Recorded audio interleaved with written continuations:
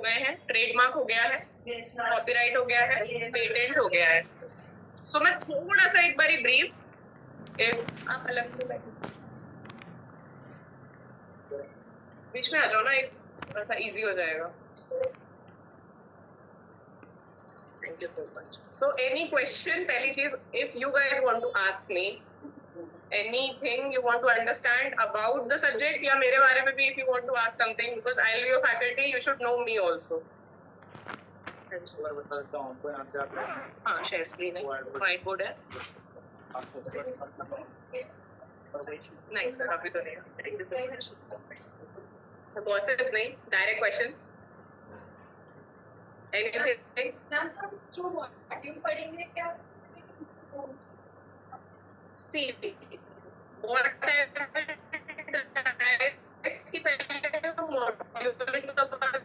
we don't have बहुत ज्यादा hiccups नहीं होने चाहिए। हम मॉड्यूल से स्टार्ट करेंगे। अगर किसी स्पेसिफिक टॉपिक में यू नीड नोट्स या क्लैरिफिकेशन तो वो हम कर लेंगे, वो अकोमोडेबल है, उसमें कोई प्रॉब्लम नहीं है। कोशिश हम यही करेंगे कि मॉड्यूल खत्म करते चले और पैरेलली नोट्स लेते चले, सो दैट आप घर जाके रिवाइज करो और सब कुछ, तो वो इजी रहेगा आपको। ठीक है। सेकेंडली, ऑब्वियसली क्वेश्चन पेपर्स करेंगे, बट वो थोड़ा सा लेटर ऑन स्टेज पे करेंगे। पहला सबसे इम्पोर्टेंट चीज जो मैं बताऊंगी इज, जब मैं पढ़ा रही हूँ तो ऐसा नहीं है कि सिर्फ मैं पढ़ाऊंगी, साथ साथ में you have questions, please ask, साथ साथ में पढ़ते भी चलो। क्योंकि मतलब जैसा मैंने कहा, अगर मैं अपनी ट्रिक बताऊं कि मैंने कैसे पढ़ा था या कैसे एग्जाम क्लियर किया था, वो यही था कि आप थ्योरी सब्जेक्ट्स पढ़ो या प्रैक्टिकल सब्जेक्ट्स पढ़ो। मुझे जो पढ़ाते थे मैं घर जाके रिवाइज करती थी। बहुत सारे टीचर्स से सुन ली होगी ये बात, आई नो बहुत पुरानी बात है, बट लोग फॉलो नहीं करते, इसलिए पेपर क्लियर नहीं होता। तो कुछ भी नहीं भी अगर करना है ना, एक बहुत बेसिक सिंपल चीज बता रही हूँ। एक चैप्टर पढ़ाया एक सेशन में, उसके आपको हेडिंग्स पता है, 10 टॉपिक्स, 12 टॉपिक्स, 15 टॉपिक्स, उससे ज्यादा कोई टीचर पढ़ा भी नहीं पाएगा, राइट? सिर्फ उस हेडिंग से रिलेटेड ना घर जाके वो हेडिंग देखना, उससे रिलेटेड कुछ याद आ रहा है, कुछ रिकलेक्ट कर पा रहे हो, अगर उतना भी हो रहा है, योर वर्क इज डन। दोबारा जब पढ़ोगे वो अपने आप समझ में आएगा। बट अगर कुछ बिल्कुल ही कलेक्ट नहीं हो पा रहा उस टॉपिक से, प्लीज इट्स अ रिक्वेस्ट, मैं पढ़ाऊँ, कोई और पढ़ाए, किसी और सब्जेक्ट में पढ़ाए, अगले ही सेशन में मुझे क्लैरिफाई कर लेना, वरना वो चीज मिस हो जाए, फिर वो एग्जाम के टाइम पे याद नहीं रहना। ठीक है। क्योंकि दिस माय फर्स्ट सेशन, थोड़ा सा अंडरस्टैंडिंग लेना चाहूंगी। जनरली सर ने जो ब्रीफ किया था अबाउट आईपीएल क्या था, एनीवन गलत भी बता सकते हो।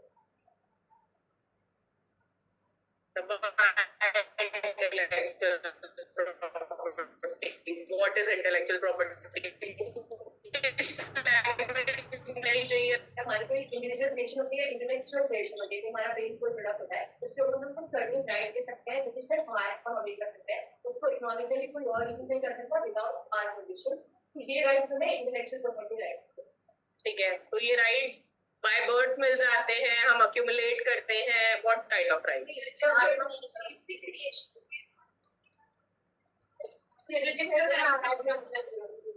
तो इम्पोर्टेंट पॉइंट, रजिस्टर कराते हैं। अगर रजिस्टर नहीं कराते हैं तो there is no right apparently. ठीक है, राइट है बट वो राइट नहीं है, क्योंकि आप उसे यूटिलाइज नहीं कर सकते, तो वो राइट नहीं मानेंगे हम। ठीक है, वेल इनफ। ट्रेडमार्क एक लाइन में कोई भी मतलब एक जनरल ट्रेडमार्क के बारे में what do you understand?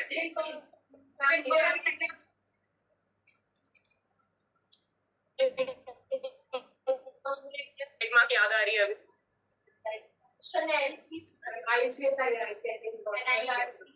Trademark का लोगो होता है, एवरीबॉडी नोट्स। सो एनीथिंग जो ट्रेडमार्क है उसके ऊपर टीएम लिखा होगा, that is a trademark applied for a trademark. That much is clear. Trademark का बहुत basic principle, difference between trademark, patent हम जाएंगे, पहले इंडिविजुअल। पेटेंट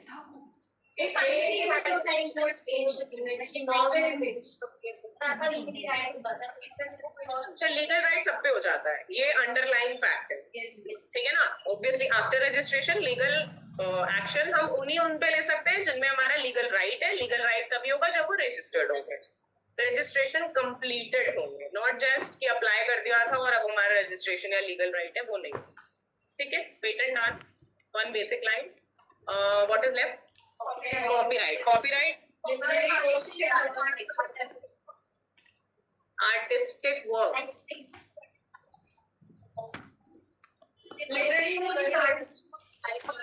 अच्छा, आर्टिस्टिक वर्क अगर यहाँ सारे कवर हो जाएंगे तो डिजाइन में क्या जाएंगे? तो हम हाँ, तो हम एक जनरल वर्ड डिजाइन नहीं यूज करेंगे, हम जनरल वर्क आर्टिस्टिक वर्क नहीं यूज करेंगे वर्ड, बिकॉज वो फिर दो पार्ट्स में डिवाइड हो जाएगा.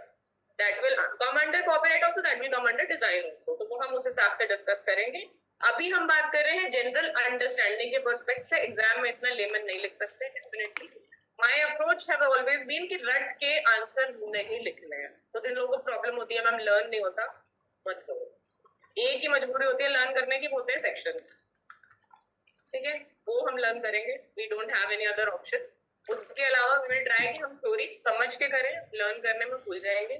डिफरेंसेस या जितना ज्यादा याद रखेंगे उसमें दो फायदे होते हैं. एक तो दोनों में क्लैरिटी रहेगी और डिफरेंस वाले क्वेश्चंस तो आते ही है, सब जानते हैं, इसमें कुछ करना. ठीक है, so we shall start with geographical indications of good student. कोई बेसिक देना चाहेगा एक लाइन में?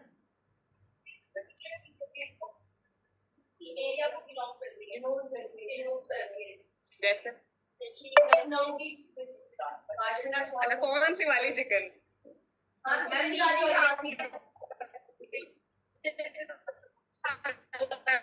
क्योंकि दोनों चिकन इज फेमस, खाने वाली भी और पहनने वाली भी. ठीक है, आगरा का Taj Mahal will not B goods. Agra के भी प्लेट है. यस या I don't know if that is famous. I know. Okay. Similarly, there are different, as the word suggests, geographical indication of goods. Goods की definition में Taj Mahal doesn't fall. So Taj Mahal is not a part of it. तो हम basic से start कर रहे हैं. Geographical indications. Everything that we are studying in law, मतलब कोई भी इंसान कितना भी पढ़ा लिखा हो और कितना भी सीनियर हो, सबसे पहला question, if he she me anyone who is saying something to you, पहला क्वेश्चन दिमाग में आना चाहिए कहाँ लिखा है.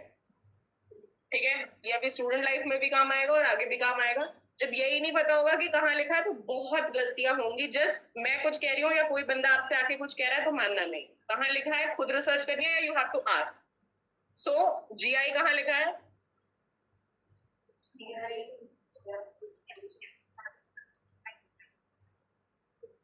GI Act 1999 and the rules made thereunder. Drafting की क्लासेस करी है, स्टार्ट होता है pursuant to this section and the rules made thereunder. Rules 2002. Act और रूल्स में क्या प्रिवेल करेगा? अभी companies act you are going through, I think. So there have been cases जब कंपनीज एक्ट अमेंड हो जाता है, रूल्स अमेंड नहीं होते, तो कंफ्यूज नहीं होंगे, एक्ट विल प्रिवेल. तो पहले हम एक्ट पढ़ेंगे, साइमल्टेनियसली रूल्स पढ़ेंगे.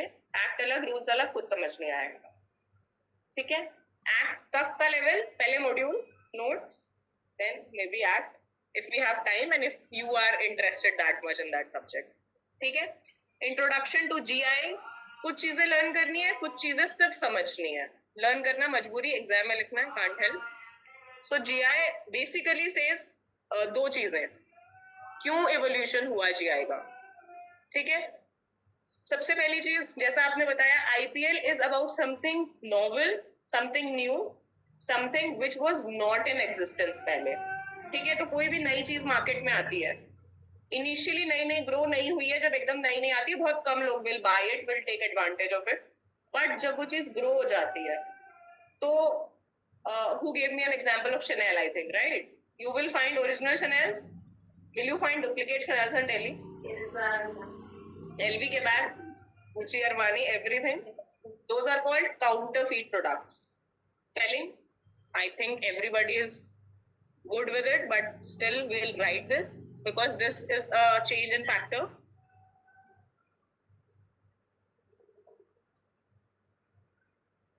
Is नहीं आ रहा? हो गया ना? Okay, I'm not really good at it, so we'll try. Doesn't work. चलो मैं try करती हूँ because I have this habit of writing data. फिर ऑनलाइन इसमें लिख लो. Thank you so much. अच्छा, this was not यहाँ पे डाल देंगे. We'll write counterfeit. This is a distinguishing word, तो प्लीज इसको नोट कर लो. जो नोट करा दे रही हूँ वो एक बार ही नोट कर लोगे नोट्स मेकिंग के टाइम पे, और एग्जाम रिविजन पे बहुत काम आएगा, कि सब कुछ नहीं पढ़ पाएंगे एग्जाम के टाइम पे. And board is not clearly visible. Okay, and also I will try to. Ma'am. That will also help. Anyone? Ma'am, board is not clearly visible. Sorry, I can't hear you. आप थोड़ा सा volume increase करोगे अपना? Ma'am, board is not visible. Yes, board is not visible. As I told you. अच्छा, guys, these people around here are ready to help you. They said कि आपको photos बाद में PDF कर देंगे. Are you guys okay with it? या मैं एक बार और ट्राई करूँ बोर्ड के लिए? No, ma'am, we are okay. PDF is fine? Yes, ma'am. All right, thank you so much. So we'll write counterfeit. This is an important word because जो भी कुछ IPL से related होगा वो definitely counterfeit को tackle करने के लिए होगा. नकली note. Everybody must have watched some series these days. Jamtara was a series, but counterfeit is specifically all about in a series called Farsi. Somebody else. That was totally about counterfeit notes. So anything which is genuine has to have other side of it, which is counterfeit. असली है तो नकली तो होगा ही होगा. This is the primary word. इसको genuine से, किसी भी चीज को genuine से अलग करने के लिए counterfeit निकालेंगे. अलग किस perspective से कर सकते हैं? दो बातें. Evolution की क्या नीड थी of this section to tackle counterfeit, and for whom? For both the producers. Sorry?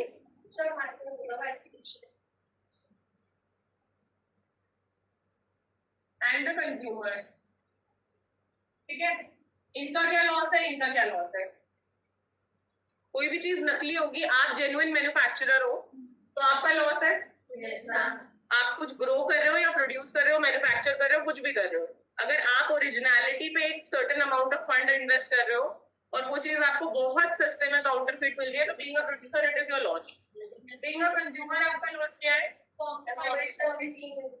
So yes, अगर आप जानबूझ के सस्ती चीज ले रहे हो दैट इज योर कॉल.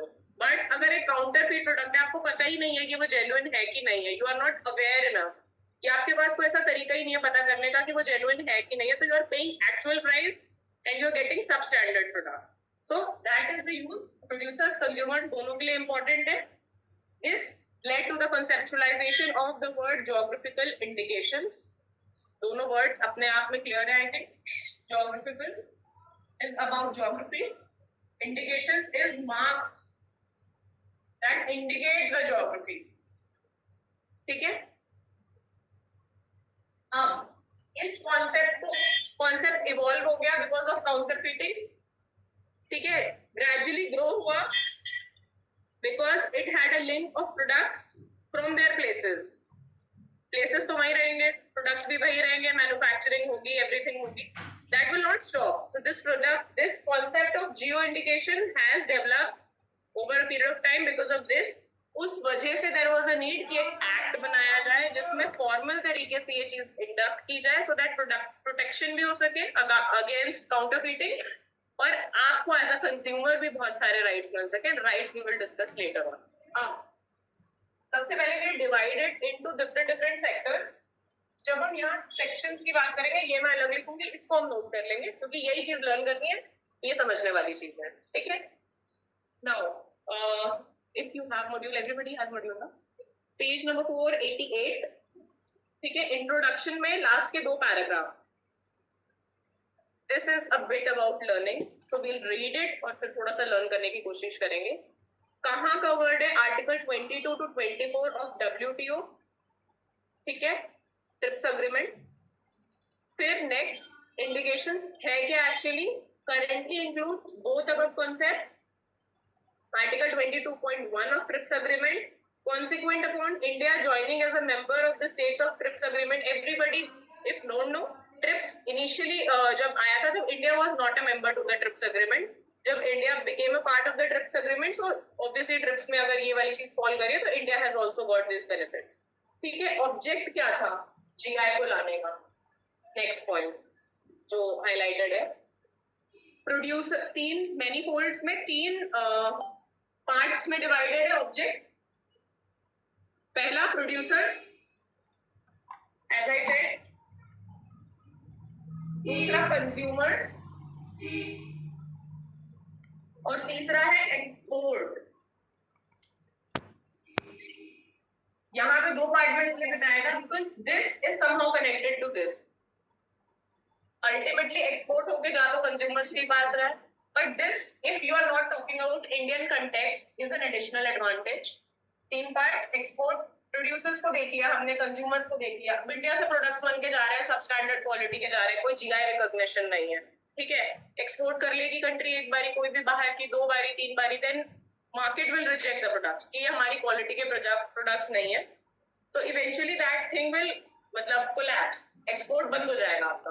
तो जब आप जीआई का यूज करोगे, आप एक प्रॉपर चैनल के थ्रू जाओगे, तो एक्सपोर्ट विल आल्सो फ्लरिश, ठीक है। These are the three factors. Then we are talking about geographical indication की definition. पहली चीज, as the name suggests, it is an indication. किस चीज के लिए? Second point, it originates from the definite geographical territory. जब भी हम किसी भी GI की बात करेंगे, तो definitely there has to be a place to which it is associated with. ठीक है? Thirdly, किस टाइप के गुड्स होंगे? बट ये क्लियर है कि होंगे गुड्स ही, जीआई सिर्फ गुड्स के लिए यूज होगा, ठीक है। Next, manufactured goods should be produced और प्रोसेस्ड और प्रिपेयर्ड इन दैट टेरिटरी। अब उस टेरिटरी में ये तीन चीजें होंगी तो ही वो उस टेरिटरी का ज्योग्राफी का पार्ट बनेगा। या तो वो वहां प्रोड्यूस ही हो रही हो इटसेल्फ, या वहां जाके प्रोसेस हो रही हो, या फिर वहां जाके प्रिपेयर हो रही हो, ठीक है। Next, it should have special quality और रेपुटेशन। प्रोसेस्ड और प्रिपेयर्ड में फर्क ये होता है कि जैसे मकेन वगैरह खाते हो, those are processed foods, those are not manufactured products, ठीक है ना। इनिशियली आलू भी is a part of it, but आलू यू आर नॉट ग्रोइंग जहां मकेन बन रहा है फॉर एग्जांपल, तो that is a processed food. Prepared क्या होता है? अलग अलग साइमल्टेनियस चीजों को मिला के अगर कोई चीज बने, you are not processing that thing. जैसे दूध है, वो पास्चराइज्ड अगर दूध आ रहा है, that is a processing of that दूध। बट अगर कोई प्रिपरेशन पार्ट है, which is not, you are not adding something to it, वो उसके natural content से हो रहा है, that is preparation part, that is not processing part, ठीक है। Processing is adding something to the original form, preparation does not necessarily mean, ठीक है। Fourth is the special quality और reputation. Again, पेठा बहुत जगह का फेमस हो सकता है, but special quality, पंछी पेठा, आगरा, मतलब चिकन हर जगह चिकन है, if you are wearing it, Delhi में भी you are wearing it, but Lucknow का चिकन इज फेमस, तो वो उसकी ज्योग्राफिकल इंडिकेशन है। स्पेशलिटी क्या है? वो लखनऊ का है तो स्पेशल है, क्यों? ठीक है, special kind of techniques they are using, हो सकता है यहाँ ना हो। मशीन वर्क, हैंड वर्क का डिफरेंस है, मशीन वर्क से कहीं पे भी हो रहा है, हैंड वर्क से लखनऊ में हो रहा है, हैंड वर्क से सब जगह हो रहा है, बट स्पेसिफिकली वो कहीं से हो रहा है। अगर हम शॉल्स की बात कर रहे हैं, Kullu shawls are, Pashmina shawls are very famous, Kullu shawls are very famous. Kullu shawls क्यों फेमस है? बिकॉज जो उसमें वूल यूज हो रहा है वो एक स्पेसिफिक काइंड ऑफ रैबिट से हो रहा है, वो रैबिट आपको वही मिलेगा, तो वो that is parting a part of that geography, ठीक है। वो ज्योग्राफी का कंस्टेंट हो गया, प्रोडक्ट हो गया, और स्पेशलिटी हो गई, स्पेशलिटी ऑफ दैट वूल या सिल्क फॉर एग्जांपल। हर जगह का सिल्क फेमस है, but there are different forms of silk जो फेमस है। कांजीवरम कहीं का फेमस है, जरदोजी सिल्क बनारस का फेमस है, अलग अलग जगह का। स्पाइसेस फॉर एग्जांपल हर जगह के फेमस है, बट अगर हम काली मिर्च की स्पेसिफिकली बात करें, केरला की फेमस है, ठीक है। चाय बहुत सारी जगह की फेमस है, सबसे ज्यादा दार्जिलिंग की फेमस है। तो अब दार्जिलिंग की फेमस है डजंट मीन कि चाय और कहीं नहीं बनती, बट दार्जिलिंग की चाय का एक स्पेसिफिक टेस्ट होता है। Kahwa is a drink, if anybody knows, Kashmir, तो that is also kind of drink that you are having, but वो एक स्पेसिफिक चीज है, प्रोसेस से बनाई जाती है, there is a specific element to it, specific quality that it has. वो उस बेंचमार्क को सेट करती है, तो ही हम उस बेंचमार्क को मानेंगे अंडर जीआई, वेरी स्पेसिफिक। अगर कुछ भी थोड़ा सा सब स्टैंडर्ड होता है, तो फिर वो स्टैंडर्ड ही में फॉल नहीं करेगा, जीआई में फॉल नहीं करेगा, क्योंकि जब आप रजिस्टर कराते हो, आप एक सर्टेन क्वालिटी प्रॉमिस करते हो, दैट विल सी आगे वाले सेक्शंस में, कि जब आप एक क्वालिटी प्रॉमिस कर रहे हो, वो क्वालिटी डिलीवर कर रहे हो, तो वो जीआई में फॉल होगा। अगर आप खुद ही सब स्टैंडर्ड प्रोडक्ट बना रहे हो, तो ऑब्वियसली वो आपको प्रोटेक्शन जीआई में नहीं मिलेगा, ठीक है। Then again, थोड़ा सा subject, it may be noted that goods means any agricultural, natural, manufactured or any goods of handicraft or of industry and includes food stuff.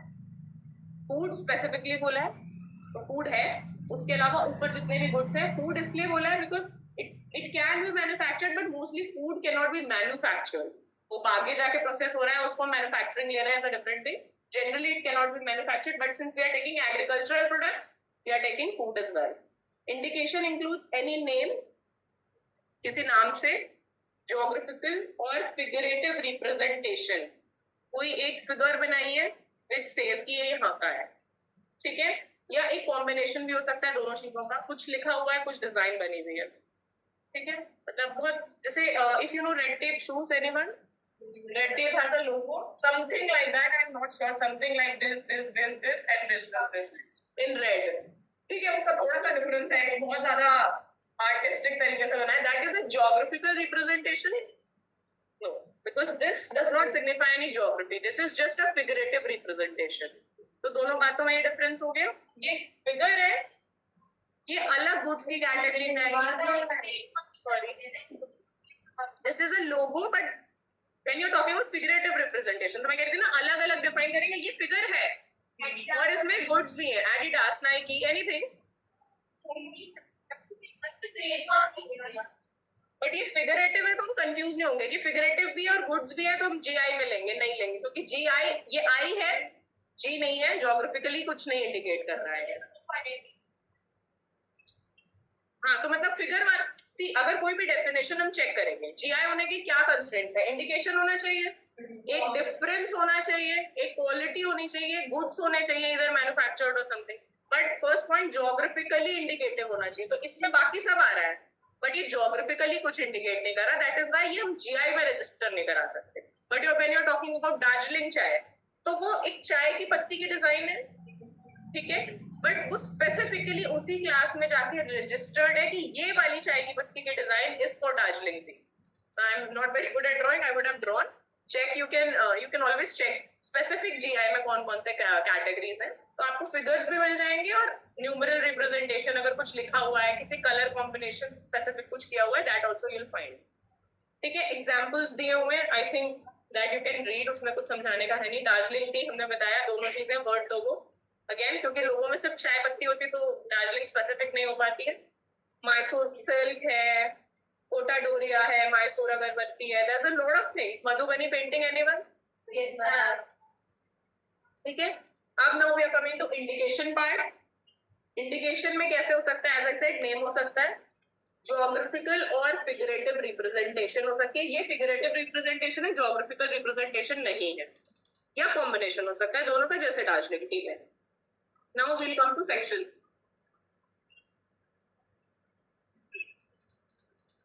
Section 9, ठीक है. आपने बताया या तो बाइंडिंग से इंडिकेट हो गया ज्योग्राफिकल है, या तो आपका फिगरेटिव. दोनों. तो ज्योग्राफिकल से कैसे आइडेंटिफाई होगा? I give you exact example. तो मुझे सर्च आउट करना पड़ेगा, but I give you an example in the next class. But Mysore अगरबत्ती में there is no indication of Mysore. But वो एक मतलब स्पेसिफिक मांग रही है. For example she is asking, जैसे अब ये लोगो है, ये राइट का लोगो है.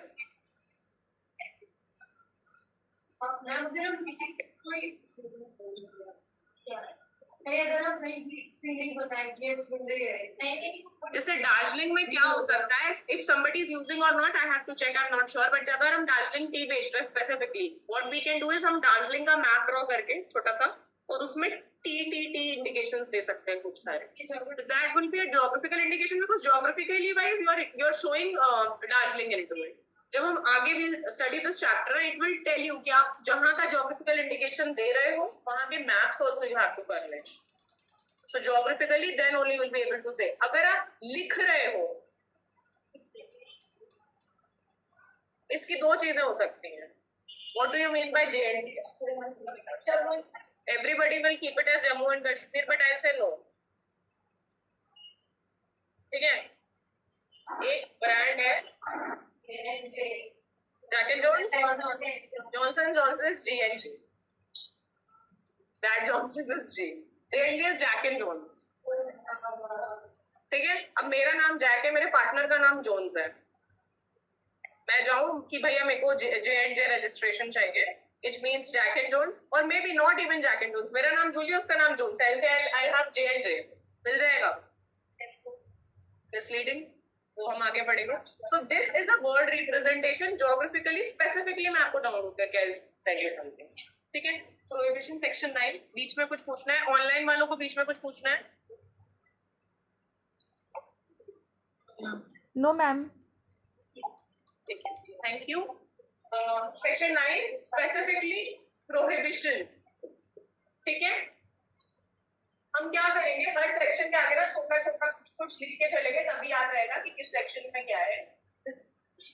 Section 9 prohibits. सबसे पहले मना कर देते हैं. ठीक. ह्यूमन टेंडेंसी, हमारे पास कोई सवाल आएगा हम शुरू ऐसा करेंगे, नहीं नहीं करना, काम कौन करना चाहता है. तो विल प्रोहिबिट. क्या प्रोहिबिट करेंगे? स्पेसिफिकली जो सेक्शन में लिखा है वही प्रोहिबिट कर सकते हैं. So I am sorry, we can study but you have to learn this. The use of which would be likely to deceive or cause confusion. As I said, कुछ भी हो सकता है. इसका मतलब कंफ्यूजन क्रिएट कर सकता है. अगर मैं आज कहूँ मेरा नाम रिलायंस परचून की दुकान रखूँ, नहीं रख सकते. कंफ्यूजन क्रिएट करेगा. ये रिलायंस वालों का है जबकि रिलायंस वालों का नहीं है. Use of which could be contrary to any law. Specifically अगर लॉ मना कर रहा है किसी चीज को, चोर चाय वाला, यू कांट यूज इट. आप उसको प्रॉपर्ली रजिस्टर नहीं करा सकते, नहीं करवा सकते हो, because anybody can challenge it कि आप चोरी प्रमोट कर रहे हो. Should not do it. मतलब these are things which are challengeable. Initially तो इंसान हो सकता है रजिस्टर करा लो आप. Again will see in the registration part कि क्या करा सकते हैं क्या नहीं करा सकते, but will try and avoid such usage. Third, which comprises और कंटेन्स स्कैंडलस और ऑब्सीन मैटर. एनीथिंग, ऐसे कोई फिगरेटिव रिप्रेजेंटेशन या something which is scandalous, which can cause scandal. कोई ऑब्सीन हो सकता है. Religious is a different thing, वो हम नीचे पढ़ेंगे. Obscene is specifically about something related to nudity, something related to which is not culturally acceptable in India. That is nudity, obscenity. Sorry, anybody can know about Mitra. We can discuss about Mitra. If we don't, and if anybody is interested, study about it and then we'll talk about it. ठीक है. Next, which comprises or contains any matter likely to hurt the religious subscriptions. जैसे मैंने आप मुझे बोल रहे थे, this is the next matter. कुछ भी which suggests something about Hinduism, which could be taken negative as into Muslim, Christianity, any Jainism, any sect. Because India being secular, अगर किसी भी religious sentiment को hurt करते हुए कोई नाम रख रहे हैं हम, ये मतलब this has got nothing to do with GI, but I'll give you an example. I think the movie recently, the movie Akshay Kumar कर रही थी. Oh my God 2. हाँ जी, sorry, online.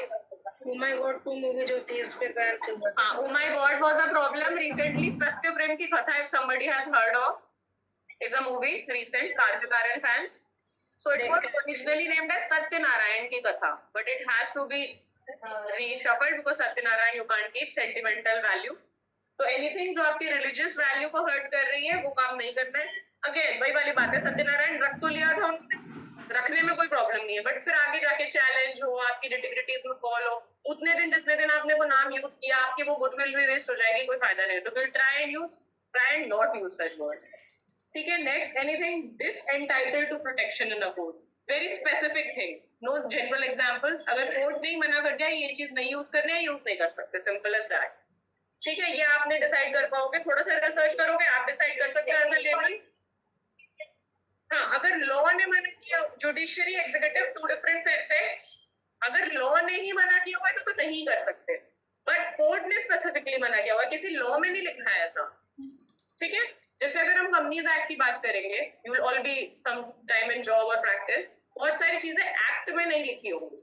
ठीक है. बट जब आप काम करना स्टार्ट करोगे, आपके ROC, RD जो भी ऑफिसेज है, दे विल टेल यू कि ये सर्टेन काइंड ऑफ डॉक्यूमेंट है जो हमें चाहिए. एक्ट में नहीं लिखा होगा, but that is the practice of that department, practice of any court. So this is the practice of that court. अगर कोई ऐसा judgment आया है हाई कोर्ट, सुप्रीम कोर्ट और इवन लोअर कोर्ट्स में, वो चैलेंजेबल हो सकता है, बट अगर कोर्ट ने मना कर दिया ये चीज नहीं करनी तो वो नहीं कर सकते. Law differently, court specifically. ठीक है. Next, which is determined to be generic names or indications of goods. बहुत जनरल टर्म है, वो नहीं यूज कर सकते. स्टार्ट ही हमने ऐसे किया था जो स्पेसिफिक होगा.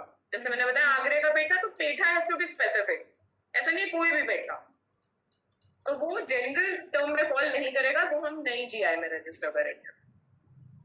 Next, very general GI, general से related, any territory, region, locality in which the goods originate but falsely represent to be the persons of that good originator.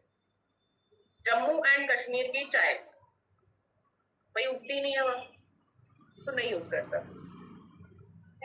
जो प्रोडक्ट जिस टेरिटरी से बिलोंग नहीं करता, बिलोंग कैसे नहीं कर सकता, यहाँ तो मैन्युफैक्चर नहीं हो रहा, प्रोड्यूस नहीं हो रहा, प्रोसेस नहीं हो रहा, प्रिपेयर नहीं हो रहा।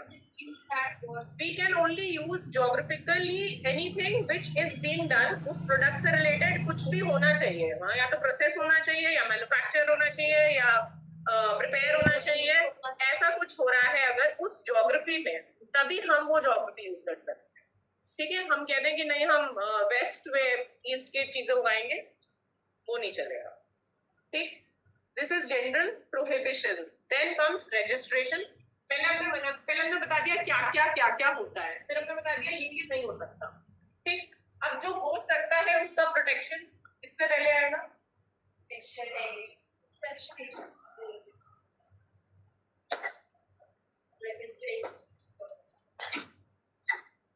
सबसे पहले तो रजिस्टर कराने जाएंगे ना, तब वो बताएगा ये कर सकते हैं, ये नहीं कर सकते।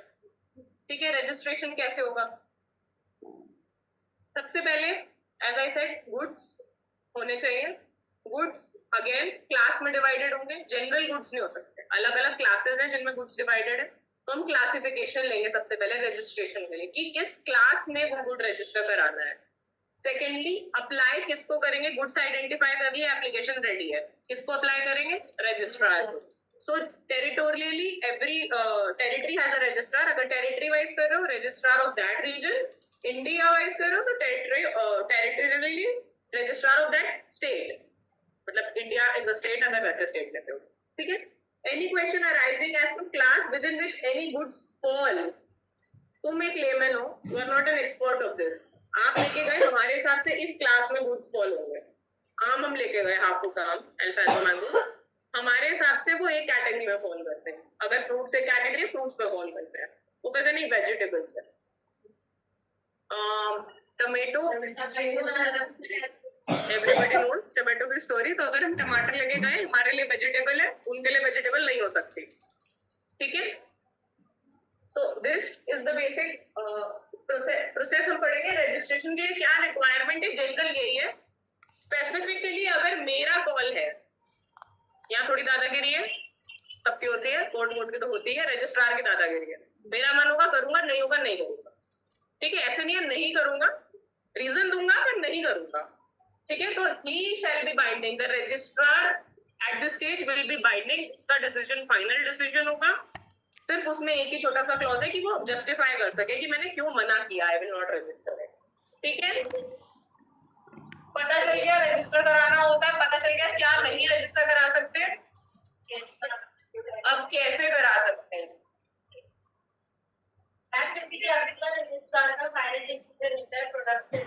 अपील इज ऑलवेज अ तरीका।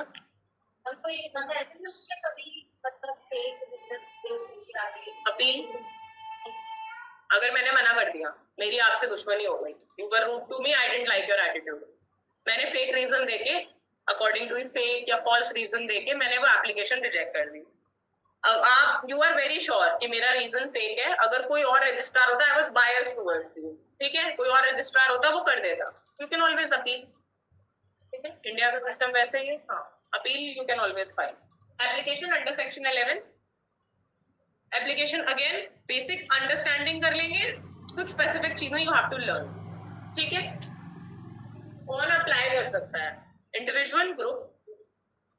अगर मैं अकेले कुछ बना रही हूँ, I have this specific ownership of something that I have grown on my self, मैं स्पेसिफिकली जा सकती हूँ। मैं, मेरा पार्टनर, 2 लोग बना रहे हैं, 2 लोग जा सकते हैं। अगर पूरा एरिया ही वही काम कर रहा है, जैसे इकत का काम है, एक बंदा नहीं कर सकता। Ikat is a work, print नहीं, इकत नहीं, okay, chicken, a group of people must be doing it, तो वो पूरा ग्रुप भी अप्लाई कर सकता है अंडर एप्लीकेशन। ठीक है, ऐसा नहीं है कि स्पेसिफिक इंसान करेगा। तो section 11, any association of persons, AOP, producers, ठीक है, जो चिकन का काम कर रहे हैं are not producers. Producer is something, yes, manufacturers और दे कैन बी आर्ट्समैन, वो उस कैटेगरी में जाएंगे. Producer something production is being done, production is not being done. हम लॉ के स्टूडेंट्स, हम लॉफुली बात करेंगे, लेमन लैंग्वेज में बात नहीं करेंगे. अगर हम कोई वर्ड यूज कर रहे हैं बहुत केयरफुली वो वर्ड यूज करेंगे, क्योंकि उसका जनरल बहुत सारे मतलब हो सकते हैं. लॉ स्टूडेंट को कहीं को अलग दिखना चाहिए.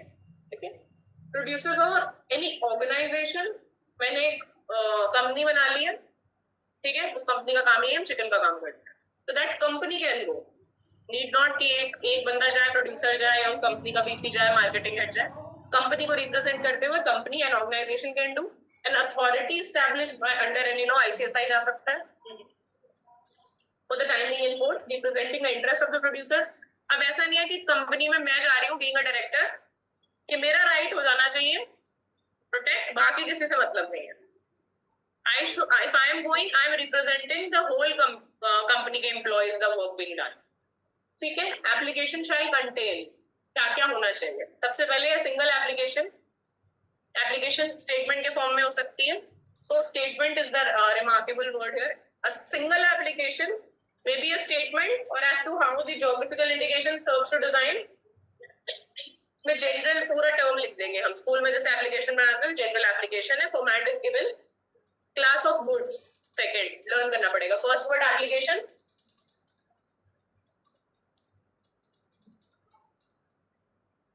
Important word. Second word class of goods, ठीक है. Third, as you said, geographically कैसे डिनाइड होगा, तो हम सबसे पहले मैप लेंगे. ठीक है, then we are showing particulars.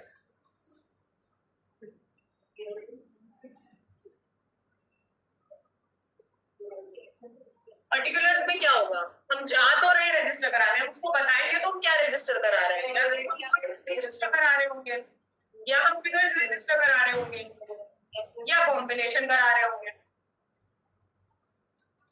Anything that says particulars, मतलब उसमें क्या होना चाहिए. एप्लीकेशन में मैंने कहा एक जनरल एप्लीकेशन होगी, उसमें ये इंपॉर्टेंट चीजें होनी चाहिए.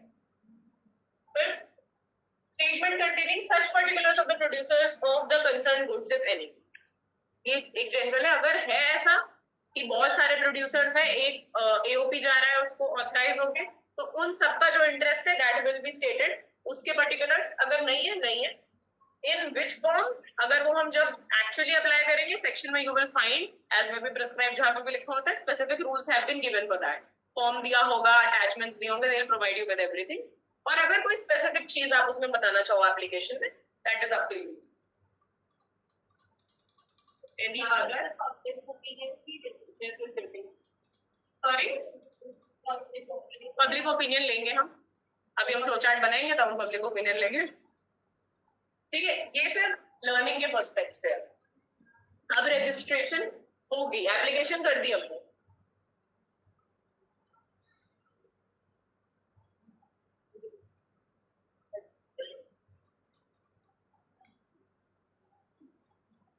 ठीक है, रजिस्ट्रेशन कैसे होगी और किस चीज की होगी. ठीक है, हमने अप्लाई कर दिया, किसको किया, रजिस्ट्रार को.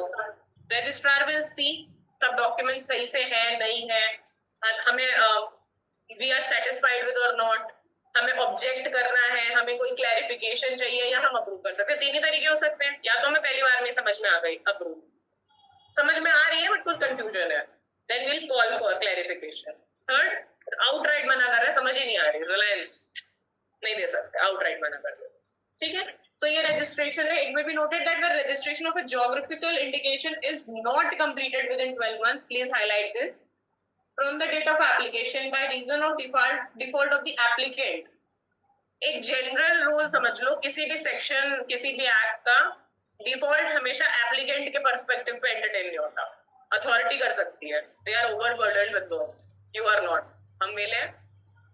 ठीक है, अगर हमने 12 महीने तक उस एप्लीकेशन का कोई फॉलोअप ही नहीं लिया, हमारे पास एक क्लैरिफिकेशन कॉल आया, हमने आज अप्लाई किया, 1 महीने बाद क्लैरिफिकेशन का लेटर आया, हमने और 11 महीने तक क्लैरिफिकेशन दिया ही नहीं, तो they can abandon that application. They have the right to abandon that application. उन्होंने 11 महीने तक रिवर्ट नहीं किया, they can not abandon that application.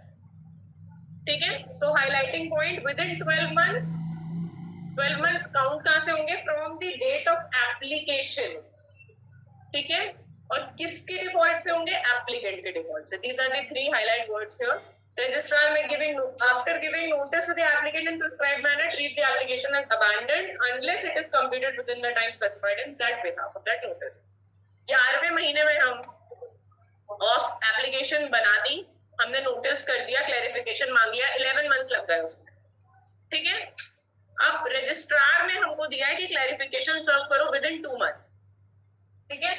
तो 11 + 2 13 मंथ्स, एप्लीकेशन की डेट से 12 महीने से क्रॉस हो गया। यहाँ अबैंडन नहीं कर सकता वो, क्योंकि उसने ही हमें ये टाइम स्लॉट दिया हुआ है, ठीक है। तो इस case this is the only exception to that 12 months thing, जहां हमें अथॉरिटी ही कह रही है, रजिस्ट्रार ही कह रहा है कि we are providing you additional time, वहां पे we can stretch the time, otherwise 12 months application abandon. But ऐसा नहीं है कि आज रजिस्ट्रार सो के उठा, 12 महीने हो गए, हमने अबैंडन कर दिए। हमें भी तो पता होना चाहिए कि आप अबैंडन कर रहे हो। वेले इतने वेले नहीं है, ठीक है। और भी काम है, भूल सकते हैं। नोटिस आ गया, हमें याद आ गया, अच्छा 12 महीने होने वाले, सॉरी ये गलती थी, हम आपको अब bill furnish.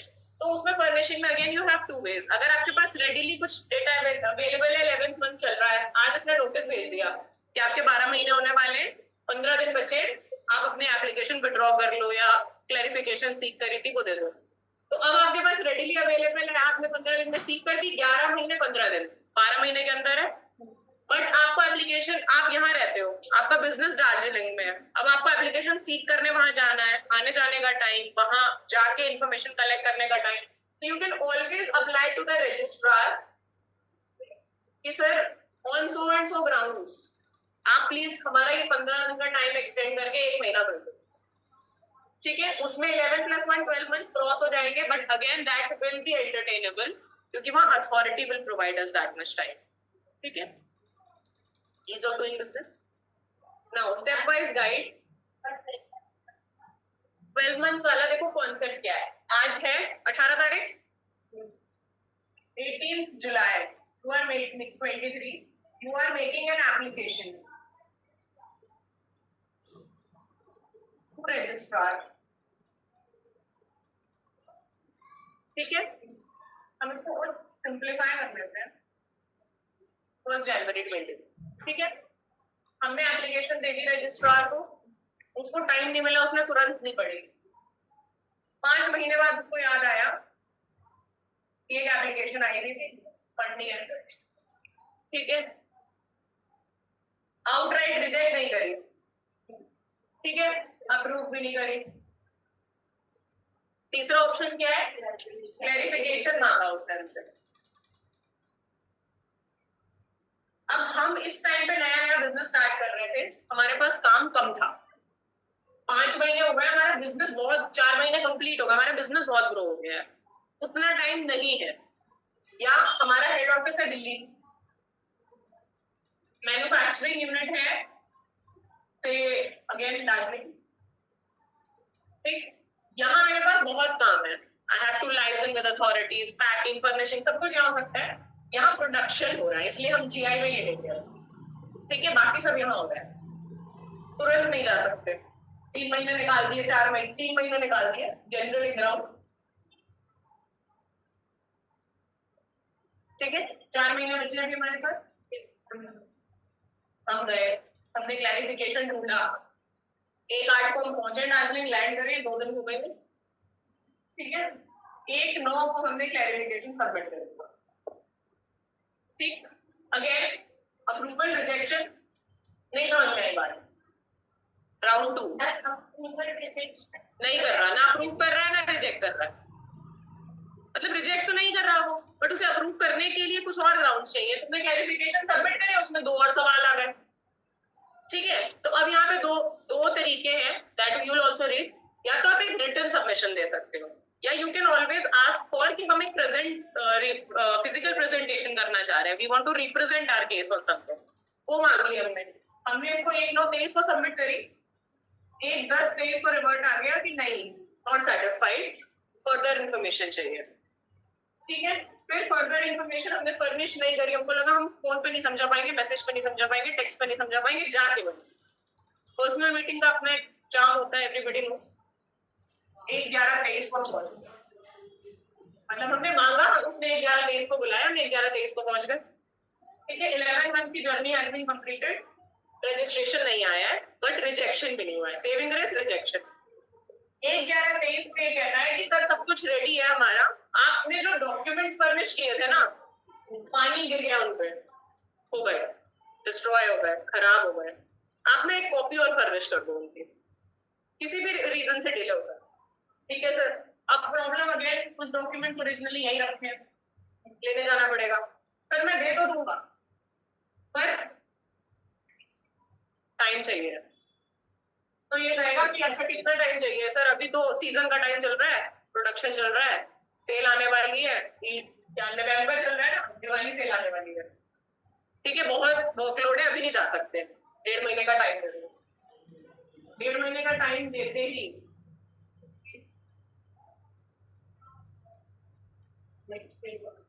from here to here 12 month से ज्यादा हो गया। अगर तुम्हारी गलती होती, तुम यहाँ अप्लाई कर रहे हो, यहाँ रिजेक्शन वगैरह की एप्लीकेशन यहाँ आ रही है, इसके बाद सीधा यहाँ रिवर्ट कर रहे हो, नॉट एंटरटेनेबल, अबैंडन हो जाएगी application. But since you have come across this whole way, he has provided you this much time, 12 month से ज्यादा होने के बावजूद ही विल एंटरटेन। कॉलेज करते सारे कोई भी चीज की रिक्वायरमेंट है, तो अगर हमारे एक्स्ट्रा टाइम की जरूरत है तो उसमें भी लीव नहीं, he must have provided that time. अगर लाइक रजिस्ट्रार ने कुछ इंफॉर्मेशन के लिए हमें कॉल किया कि हमारे ये चीज की इंफॉर्मेशन चाहिए, एंड हमने इतना टाइम पीरियड के बाद भी उसको रिवर्ट किया उस चीज के लिए, हमने ज्यादा टाइम ले लिया एक्सपेक्टेड, तो उस चीज में वो वेट कर सकते हैं। बिल्कुल कर सकता है। He will serve you a notice somewhere here. By December also he will serve you a notice. We have seen the information on this date by letter number this and this. We have not found any information regarding this. And under section application and registration, we will go to the section. I have the power. कि 12 months के बाद we can abandon your application if the default is made at the applicant's end. The default is made by the applicant.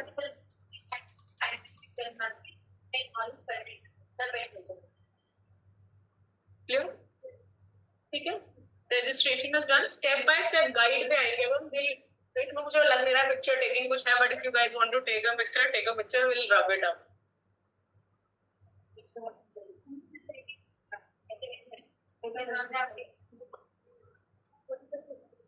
मैं try कर लेता हूँ उसका. I'll send someone of you.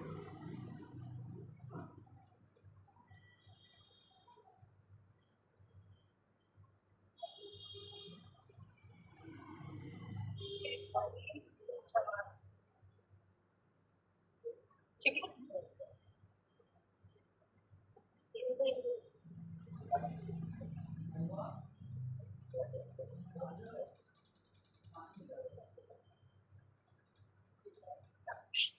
now step wise application होगी कैसे? ठीक है, registration की बात करेंगे हम इस पार्ट की। स्टेप 1 सबसे पहले करेंगे एप्लीकेशन, कैसी होगी ये बता दिया है। ठीक है, स्टेप 1 इज एप्लीकेशन। अब now specifically defined under section 21E, नहीं याद रखोगे चल जाएगा, ये वाले सेक्शन जरूर याद रख लेना बस। जनरली 99% केसेस में डेफिनेशन सेक्शन 2, सब सेक्शन नहीं आते, सेक्शन 2 लिख के आ जाना चल जाता है, थोड़ा बहुत मार्क्स मिल जाते हैं। Whether indication comes within the ambit of definition of geographical indication. 21E में बता देते हैं स्पेसिफिकली ये क्लासेस है, इसमें आप GI रजिस्टर कर सकते हो, इसके अलावा नहीं कर सकते। Association of persons, board producers की हमने बात कर ली है। अब ये कैसे क्लेम करेंगे? सबसे पहले एप्लीकेशन देंगे, 3 उसमें कॉपीज में must be made in triplicate. ठीक है, triplicate is a difficult word, नहीं याद होता, 3 copies, you can always use that word.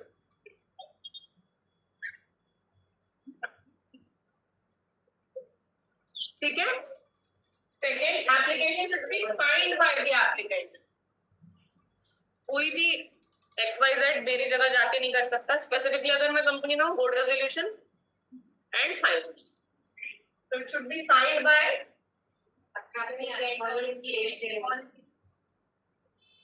जहाँ हम एप्लीकेंट बोलते हैं एजेंट हम मान के चलते हैं. I will try. ठीक है. Then details of the special characteristics. ये दो चीजें हैं. हमने कह दिया आम का रजिस्ट्रेशन जा रहा है. स्पेशल क्या है आपके आम में? हम वो बताएंगे हमारे आम में क्या स्पेशल है. ठीक है. Next 3 certified copies of maps. Again, geographical indication. Map दोगे तब तो समझ में आएगा कि कहाँ पे उगा रहे हो. तो अगेन 3 copies.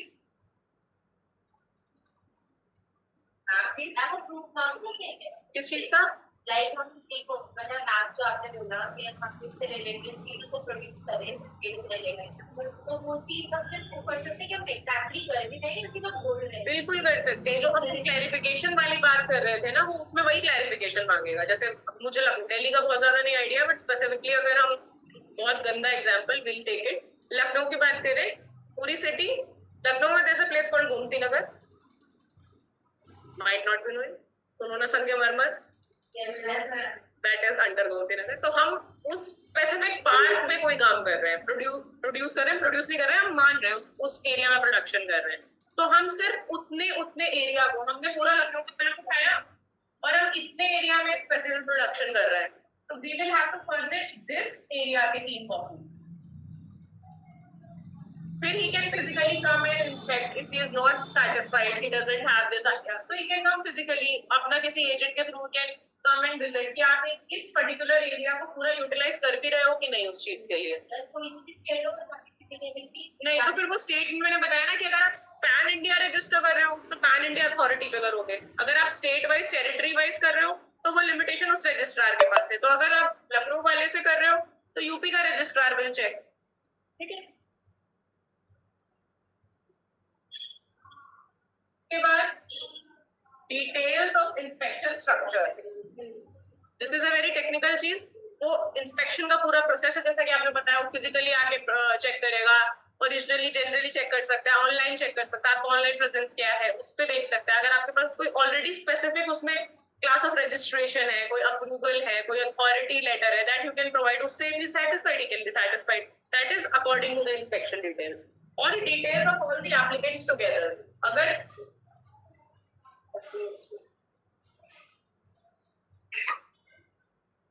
अगर ग्रुप ऑफ पीपल कर रहे हैं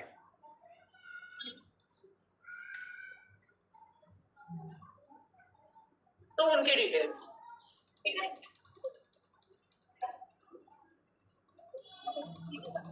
Alright. Second and third step together, preliminary scrutiny and examination. This was all about application.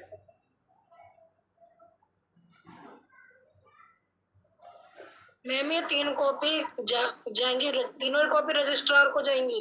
हाँ जी. एक बार आप तीनों कॉपीज रजिस्ट्रार को दोगे तो 3 कॉपी एक ही उसकी जाएगी. एक मतलब हर चीज के 3 सेट जाएंगे बेसिकली. ठीक है. ठीक है. Next step 2.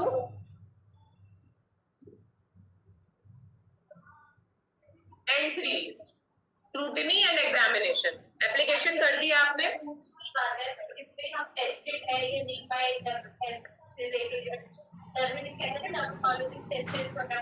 पीटा फ्री एनिमल क्रुएल्टी फ्री है वो.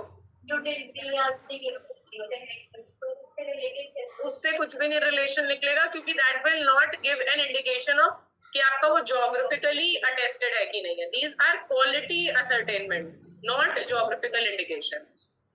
अगर ऐसा कोई स्पेसिफिक उस स्टेट में लॉ है कि आप एक किसी ट्राइबल एरिया में ये काम कर रहे हो तो उस ट्राइबल एक्ट के अगेंस्ट आपको दिया हुआ है किस एरिया में they are doing it and if you are furnishing that document जो मैंने बताया स्पेसिफिक इन लॉ है तो उससे if he satisfied he can be satisfied. That comes under next part कि प्रिलिमिनरी स्क्रूटनी करेगा. अब आपने डॉक्यूमेंट्स दे दिए सही है गलत है फर्जी है एक्चुअल जेन्युइन एप्लीकेशन है नहीं है. That he will check under scrutiny. That will not come under examination. First तो पेपर आएंगे हम पहले स्क्रूटनी करेंगे. जैसे हमारे पास किसी क्लाइंट से भी डॉक्यूमेंट्स आएंगे तो हम पहले एक बार रफली देख लेंगे कि सब आया है नहीं आया. फिर हम थॉरली चेक करेंगे ना. फिर हम एग्जामिन करेंगे कि जो हमने देखा था वो सही था कि नहीं. तो step 2 is scrutiny preliminary. Examiner will scrutinize the application of any deficiencies. The examiner here is not exam wala examiner. The person who will examine is the examiner. तो पहले ही देख के बता देगा कि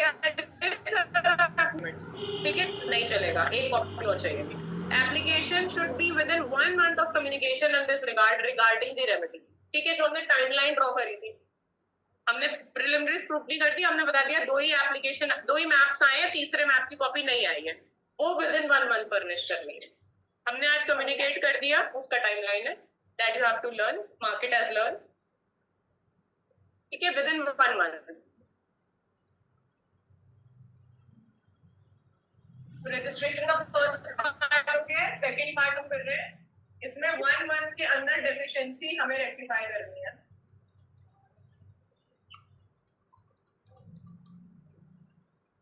ठीक है, next the content of the statement of case. Statement of case is a specific document जो जीआई में जाता है, उसका अगर content is assessed by a consultative group of experts well versed है, वो बिल लिखा हुआ है, उसको मतलब वेल कर लो, वेल वर्स्ड है।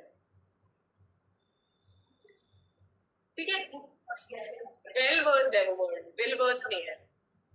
Second point, page number 492, page 492 of module, second point ऊपर से the content of the statement of case is assessed by a consultative group of experts well versed on the subject। ऐसा नहीं है कि application आई मैं देखने बैठ गई, मुझे पता ही नहीं है कुछ उसके बारे में। ठीक है, तो वो एक वेल वर्स्ड इंसान जो उस चीज के बारे में वेल वर्स्ड होगा, उसको नॉलेज होगी उस चीज की, that he will check. Then again the will है वो दे विल होगा, that he can change. They will ascertain the correctness of the particulars furnished। अब नाउ एग्जामिनर का यहाँ तक काम हो गया, अब वो देख रहा है मैप सही है कि नहीं है, गलत टेरिटरी में गलत मार्किंग करके तो नहीं देती, that he will ascertain कि सही है। Lastly, after an examination report will be issued। सब चेक कर लिया, सब बता दिया, हम ओके, हम रिपोर्ट दे देंगे। नहीं ओके तो भी बता देंगे कि रिपोर्ट दोनों ही तरह से हो सकती है, यही ओके नहीं है।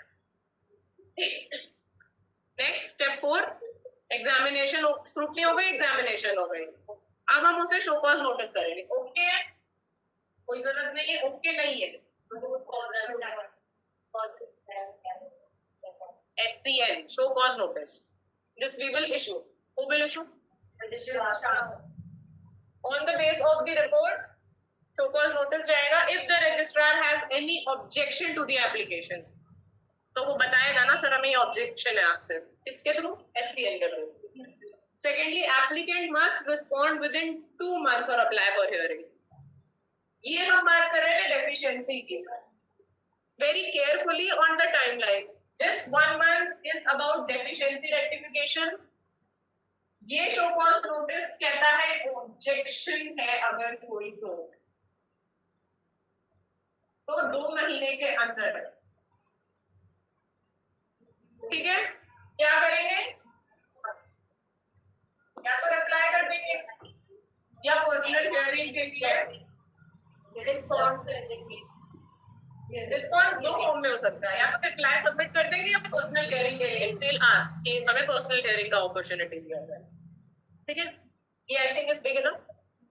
ठीक है, the decision will be duly communicated if the application wishes to appeal, then within 1 month may request। ये हो गया काम, नहीं satisfied है, अभी भी registrar is not satisfied।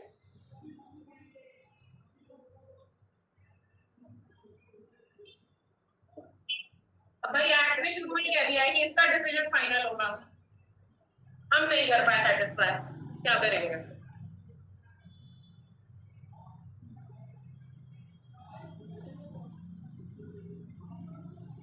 Democracy का सबसे बड़ा यंत्र हर चीज के लिए।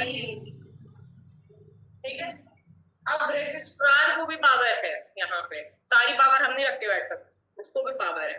is also empowered to withdraw an application if it is accepted in error।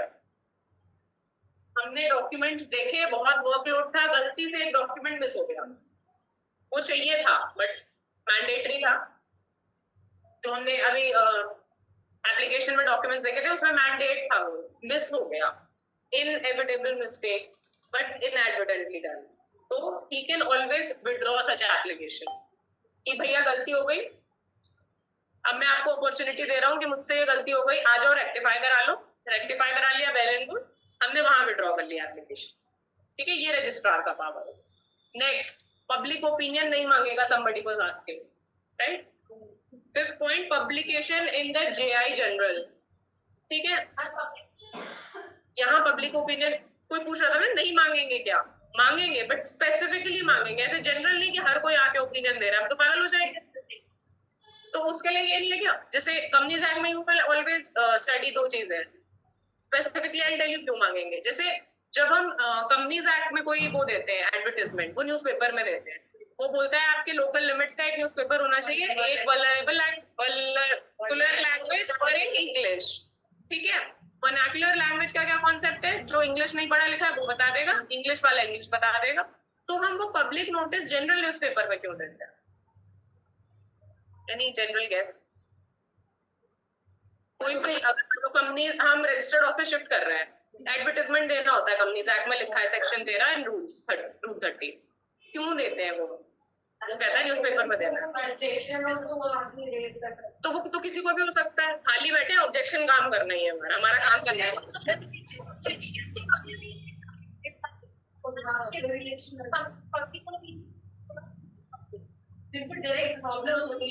मैं क्रेडिटर हूँ उस कंपनी की, अनसिक्योर्ड क्रेडिटर हूँ, एनओसी लेंगे, मैं कह रही हूँ मैं अनसिक्योर्ड क्रेडिटर हूँ, ठीक है, कंपनी की, कंपनी ने डिस्क्लोज ही नहीं किया, कर सकती है, कंपनी को पता है उसके 100 क्रेडिटर है, 99 are okay with the shifting, Mallika will not be okay with the shifting, कुछ भी रीजन हो सकता है, मेरा दिमाग किसका हो सकता है, मैं प्रिंसिपल हो सकती हूँ।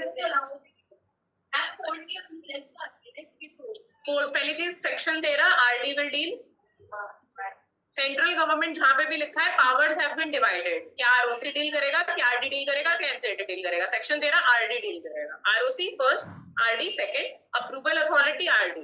तो आरडी के पास जो एप्लीकेशन जाती है उसमें क्रेडिटर्स की लिस्ट जाती है, उनको नोटिस सर्व हुए कि नहीं जाती है, और अगर उनसे कोई NOC is not there in the section, मैं आपको ये बताऊंगी एनओसी वाली बात अलग से, उसमें अगर किसी को ऑब्जेक्शन नहीं आया है then that is a deemed approval, objection आया that we will certain। ठीक है, अब मैं कंपनी हूँ, मतलब आप कंपनी हो, आपको पता है मैं तो प्रॉब्लम क्रिएट करूंगी, मत दो मुझे नोटिस, मुझे क्रेडिटर लिस्ट में ही मत रखो, आरडी आके थोड़ा चेक कर रहा है तुम्हारे कौन कौन से क्रेडिटर्स है कौन से नहीं है।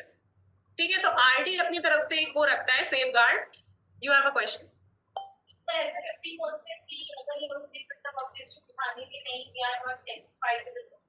Then उसमें सेक्शन में स्पेसिफिकली लिखा है RD has the ultimate power.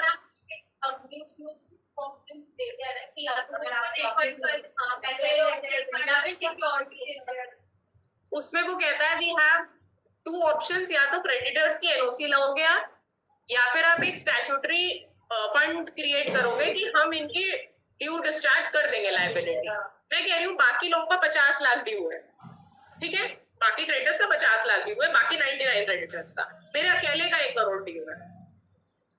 हो सकता है मेरे से रोज की डीलिंग है भाई, मैं ज्यादा बड़ा क्रेडिटर हूँ, ठीक है, और मेरे से मसले भी हैं।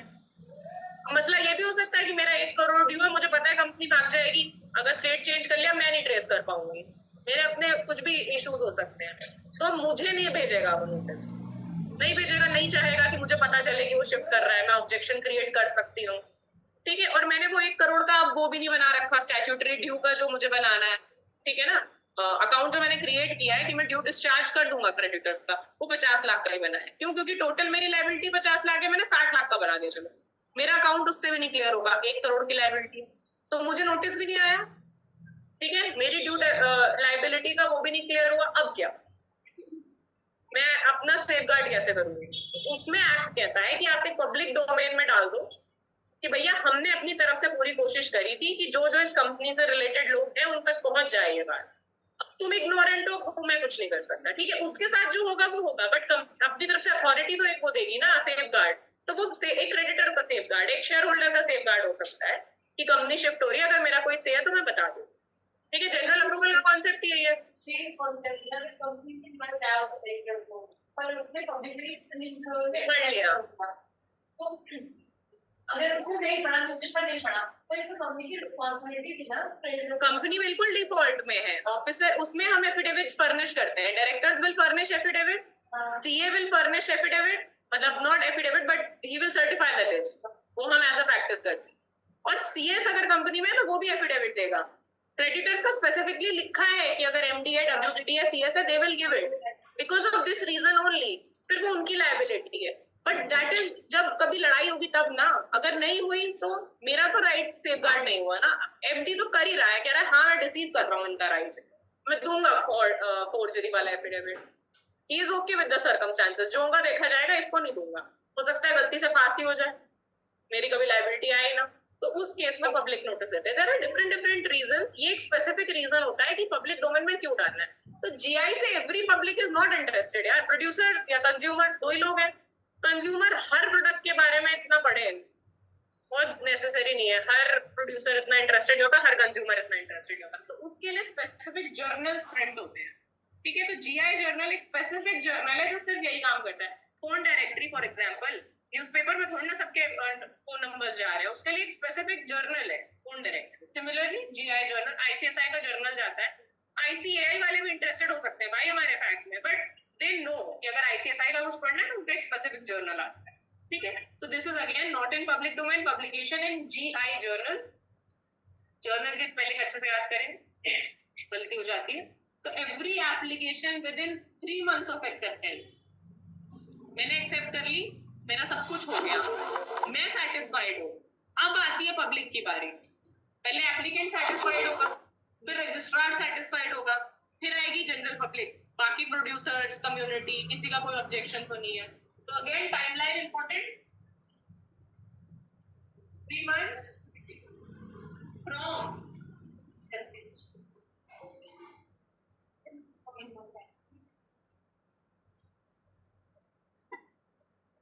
ठीक है।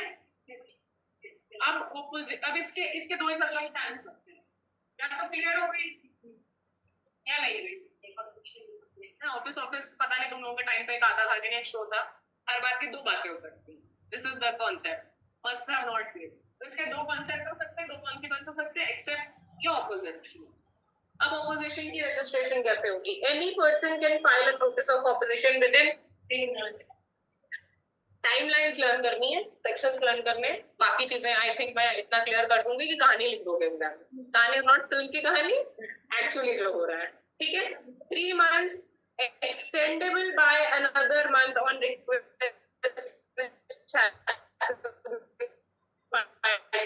हम मांगेंगे, सुओ मोटो नहीं दे रहा, वो सुओ मोटो देना होगा तो 3 महीने का तो देता, सीधे लिख देता 4 महीना। इतना एक्सटेंशन मिल सकता है बाय अनदर मंथ, तो ये हो जाएगा 3 months plus 1 month on application. ठीक है, बट वो एप्लीकेशन भी इन 3 months के अंदर होनी चाहिए। Second, the registrar shall serve a copy of notice to the applicant. मेरे पास आ गया ऑब्जेक्शन, मैं रजिस्ट्रार हूँ, ऑब्जेक्शन आया किसके लिए? उसे बताओगे, तो हम कैसे बताएंगे उसको कि आपके लिए ऑब्जेक्शन आया है, क्या कहना है आपका? आपकी एप्लीकेशन हमने फाइनल कर दी थी, सामने वाला कह रहा है कि नहीं जी गलत है, तो अब आप बताओगे सही क्यों है, तो उसके लिए मैं आपको बताऊंगा कि ऑब्जेक्शन आया है। तो ये क्या होगा? Within 2 months the application shall send a copy to the counter statement. मेरे पास आ गया, एप्लीकेंट के पास आ गया, यहाँ ऑब्जेक्शन हो गया, इन्होंने नोटिस मुझे दे दिया।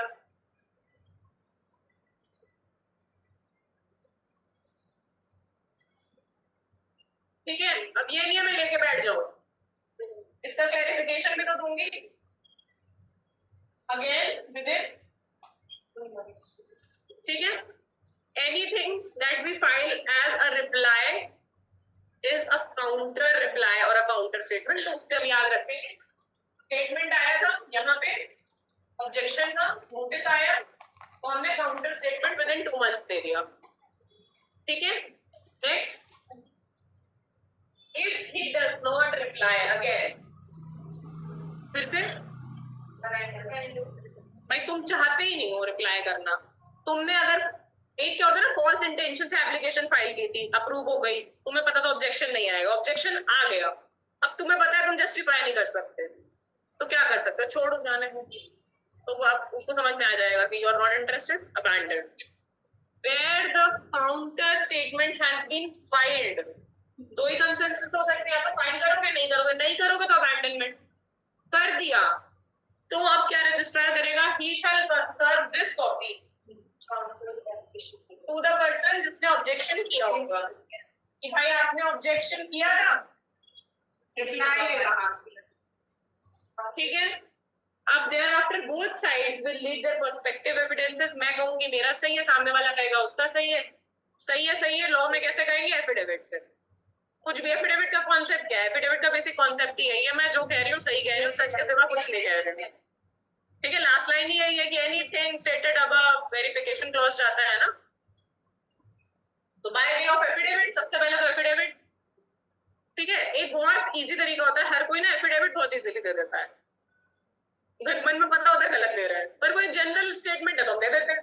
तो एप्लीकेशन का वो आ गया एफिडेविट, अब भाई एफिडेविट तो दे रहे हो, और तुम्हारे कहने पे थोड़ा ना मान लेंगे, डॉक्यूमेंट्स भी तो दो, तो दो चीजें देनी होंगी, एफिडेविट, सपोर्टिंग डॉक्यूमेंट्स, ठीक है। अगर हमने सब दे दिया, सामने वाले को फर्निश कर दिया, अब फिजिकल सामने एक दूसरे का आमना सामना कैसे कराएंगे,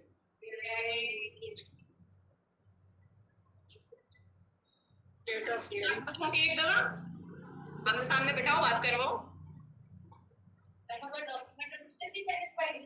सेटिस्फाइड हो, ये भी कैसे बताओगे, मिलवाओगे तो है ही ना,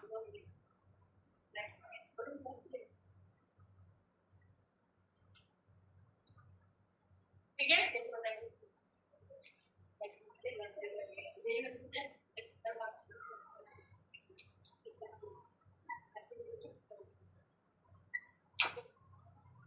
नेक्स्ट कम्स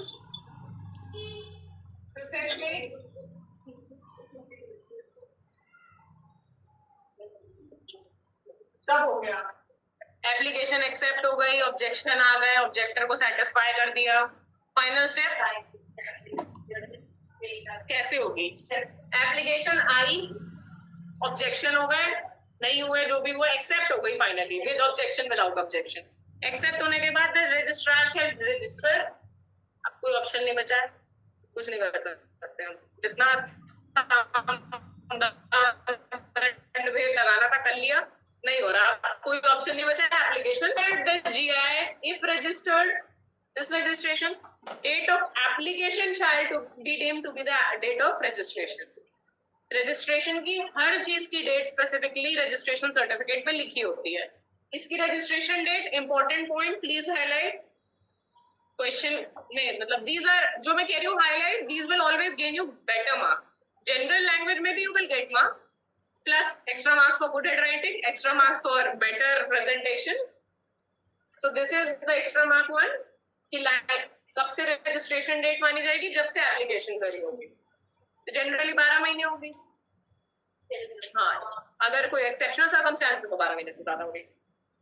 अब कैसे हो गया रजिस्ट्रेशन, हमें पता है हो गया रजिस्ट्रेशन, रजिस्ट्रार को पता है हो गया रजिस्ट्रेशन, प्रूफ क्या है, again back to the registration हो गया, इस बात का क्या सबूत है, anything, company registration, any registration, certificate of registration, वही घूम फिर के वहीं आ जाता है, कहाँ लिखा है, रजिस्ट्रेशन सर्टिफिकेट है हमारे पास, तुम बताओ चाहिए क्या, सब है मेरे पास, registration certificate with the seal of the GI registry, again counterfeit document नहीं होना चाहिए, तो सील लगा देंगे, कंपनी होगी कॉमन सील, इनकी रजिस्ट्री है तो इनकी सील, सिंपल। रिन्यूअल, अब ये जो मिल रहा है GI certification, time is very important, ऐसे नहीं है एक बार ले लिया जब चला ही जा रहा है, मैंने ले लिया, मेरे बच्चे, उनके बच्चे सब यूज कर रहे हैं, नो, 60 साल is for class, specific goods पे भी है,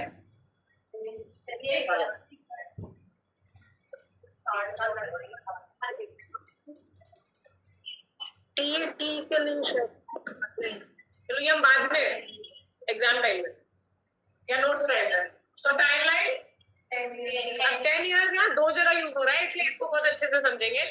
10 इयर्स हमने एक बार सर्टिफिकेट इशू कर दिया डेट ऑफ एप्लीकेशन से, तो हमारी किस्मत बहुत अच्छी है, 1 महीने में एप्लीकेशन प्रोसेस हो गई। बहुत खराब है 12 महीने लग गए, तो 1 साल तो निकल ही गया, 9 मंथ्स बचे। ठीक है, तो ओवरऑल टाइम लेंगे from the date of registration which is actually the date of application. ठीक है, कड़ी से कड़ी जोड़ के नाउ वेरी इजी। 10 साल खत्म होने वाले, फॉर्मेलिटी होगी बट फीस दी, फॉर्मेलिटी पूरी की, रिन्यू हो गया। ठीक है, additional protection to notify goods, very specific act में कुछ गुड्स लिखे हुए हैं, उनके ऊपर कुछ स्पेशल हमें प्रिविलेजेस हैं। Everywhere you get special rights, teacher के बच्चा स्पेशल अटेंशन। हाँ, पॉजिटिव नेगेटिव दोनों ही हो सकते हैं, है क्या कोई? अच्छा, मैं फर्स्ट बेंचर थी, प्लीज ये बात नहीं मान सकती। बट चलो, टीचर का बच्चा special attention, favourite student special attention, that good. Then सब हो गया, villain of the story comes.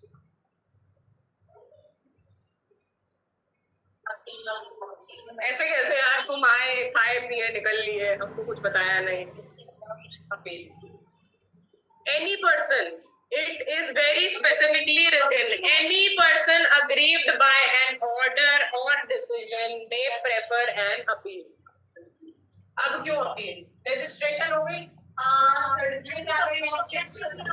हम सो के उठे, अलाउड नहीं होना चाहिए। आगे जब डिटेल में एक्ट में पढ़ेंगे तो बताएगा, that comes under limitation act. वो बताता है कि ये इतने टाइम में अपील हो सकती है। मैं इंडिया में थी नहीं, मुझे पता ही नहीं चला। कौन? जो ऑब्जेक्टर था वो तो सेटिस्फाई हो चुका है, वो नहीं उठा सकता दोबारा। बट एनी पर्सन लिख दिया इन्होंने, any person is a very wide word. मैं बता रही हूँ ना, लिमिटेशन एक्ट जैसे जनरल एक्ट होता है, हर चीज का जनरल डेफिनेशन दिया हुआ है ना, कि अगर कोई वर्ड किसी एक्ट में स्पेसिफिकली मीनिंग नहीं है तो हम जनरल एक्ट रेफर करते हैं। सिमिलरली लिमिटेशन एक्ट बताता है आपको कि किस चीज की क्या टाइमलाइन है, उतने टाइम के बाद वो डीबार हो जाती है। जैसे I give you an example, I not name the company, उनका ना कभी कन्वर्जन हुआ था from private public limited to private limited, तो सीओआई हुआ 10-15 साल 20 साल पुरानी बात, जब फिजिकल सर्टिफिकेट ऑफ इनकॉर्पोरेशन आते थे। तो यू नो सिन का बाइफर्केशन, तो वहां पे पीएलसी की जगह यूएलसी लिखकर आ गया था, अनलिमिटेड कंपनी। किसी ने ध्यान नहीं दिया, अप्रूवल आ गया, सीओआई आ गया, किसी ने उतना सिन पे ध्यान नहीं दिया।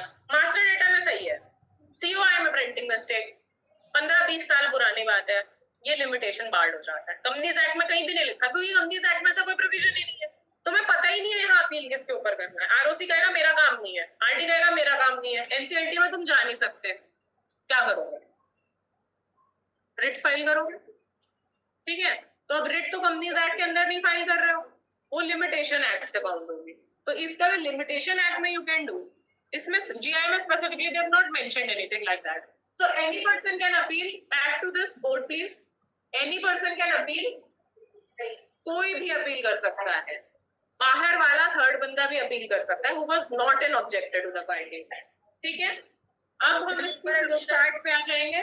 एडिशनल प्रोटेक्शन में जैसे कोई हमारा गुड्स है उसको प्रोटेक्ट करने के लिए एडिशनल और कुछ करना पड़ेगा मेरे को।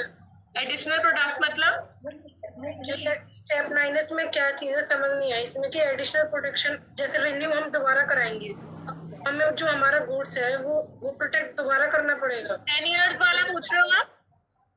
जैसे हमने रिन्यूअल करा लिया, 10 इयर्स हमने रजिस्ट्रेशन करा लिया 10 इयर्स के लिए और रिन्यू हो गया, अब रिन्यूअल की एप्लीकेशन करी, रिन्यू भी हो गया। ठीक है, तो ये एडिशनल प्रोटेक्शन कौन से गुड्स के लिए है? मतलब additional protection to notified goods, act में there are special goods notified under act. यदि हमारा वो काम है उस गुड्स को लेके, तभी तो हम करवाएंगे प्रोटेक्शन। हाँ, जैसे अगर मान लीजिए क्लास प्लीज एक बार थोड़ा सा, अगर हमारे फायर वर्क्स का कोई काम है जी, हम डायनामाइट रिलेटेड कुछ बनाते हैं, these are special goods being manufactured, तो इनके लिए एक्ट में special protection they have been given, क्योंकि ऑब्वियसली उनका जो सेफगार्ड है, जो उनको सेफगार्ड चाहिए होगा, वो हर आम बनाने वाले को, चिकनकारी करने वाले को नहीं चाहिए होगा।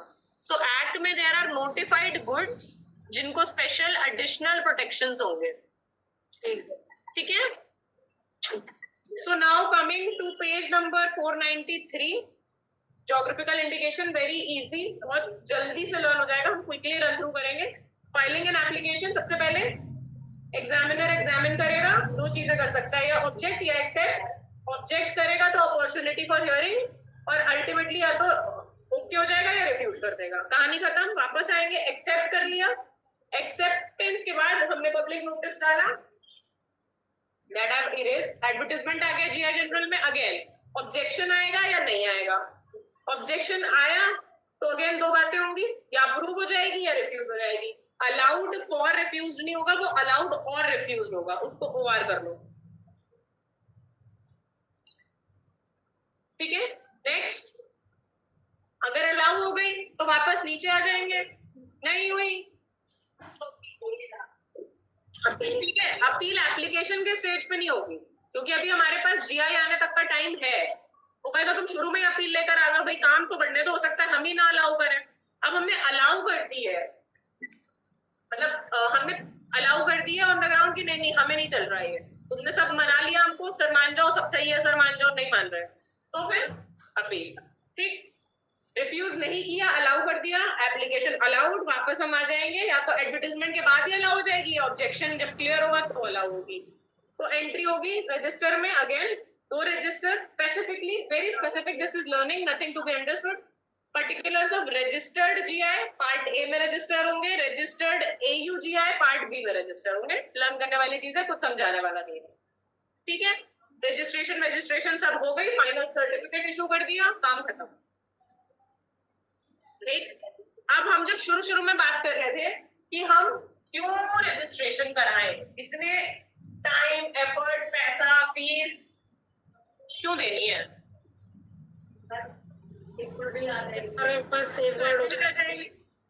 वॉशिंग पाउडर निरमा नहीं कराया हमने, ट्रेडमार्क नहीं कराया, कुछ भी बेच रहे हैं 10 साल से, और हमारा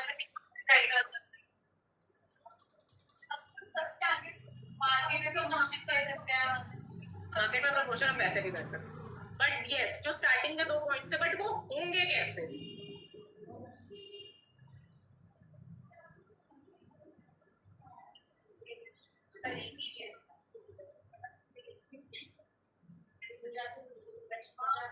दादागिरी से थोड़ा खाली करवा लोगे, ठीक है ना। तो रजिस्ट्रेशन का सबसे बड़ा बेनिफिट लीगल प्रोटेक्शन मिल जाएगी, इंफ्रिंजमेंट, स्पेलिंग लर्न करने में 2 दिन लग जाएगा, सर ने लर्न करा दी है। So this is infringement of your rights. How?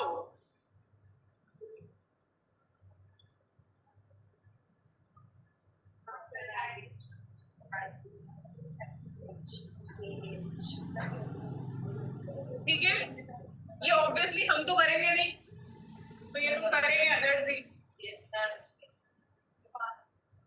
तीसरा लीगल प्रोटेक्शन हो गया।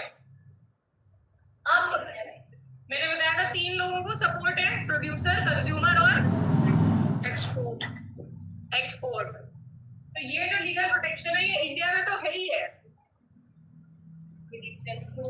एक्सपोर्ट्स में भी है, ट्रिप्स एग्रीमेंट में भाई ट्रिप्स का कॉन्सेप्ट ये है, अगर तुम्हें इंडिया में ही करना होता तो फिर ट्रीटी और एग्रीमेंट साइन करने की जरूरत ही नहीं है, हम इंडिया में खेल लेते, लॉ है हमारे पास, इंडिया के लॉयर रखे हुए हैं हमने सुप्रीम कोर्ट तक, अल्टीमेट अथॉरिटी, बस सब हो गया। भाई मेरा कोई दुश्मन है ही नहीं, जो काम मैं कर रही हूँ वो कोई करता ही नहीं है, कोई कंपटीशन नहीं है, कोई दुश्मनी नहीं है, कोई गलत फायदा नहीं उठाना चाहता। मतलब इफ आई कुड से मैं पतंजलि चला रही हूँ, मेरे अगेंस्ट कोई है ही नहीं, सब बाबा रामदेव के फेवर में, इफ सब बाबा रामदेव के फेवर में तो भी मुझे कराना होगा, बिकॉज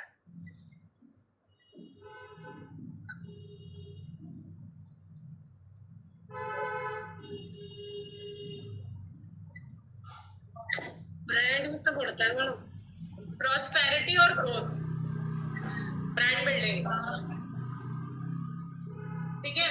आज मैं एक जगह आम बना रही हूँ, मेरे आम बहुत फेमस हो गए, मैंने जीआई नहीं करवाया, किसी को पता चल गया वो आम कैसे बनते हैं, वो अपने एरिया में बनाने लग जाएगा, तो मेरी ग्रोथ तो रुक जाएगी ना। प्रोडक्ट मेरा अभी भी बहुत अच्छा है बट मेरी ग्रोथ नहीं हो पा रही, हो सकता है मेरे पैसे कम हो, या हो सकता है अगर मैं नागपुर में बना रही हूँ, मेरा कंज्यूमर साउथ इंडिया में बैठा है, और अगर तमिलनाडु वाले ने क्रैक कर ली मेरी प्रोडक्शन की ट्रेड सीक्रेट, तो वो तो वहां से बना के बेच लेगा, मेरा ग्रोथ प्रॉस्पेरिटी रुक जाएगी। So these are the 4 basic elements जो है ही है इसमें।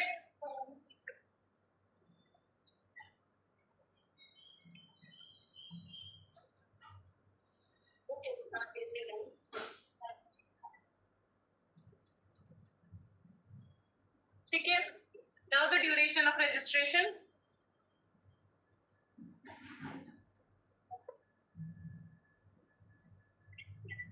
इंपॉर्टेंस पढ़ लिया,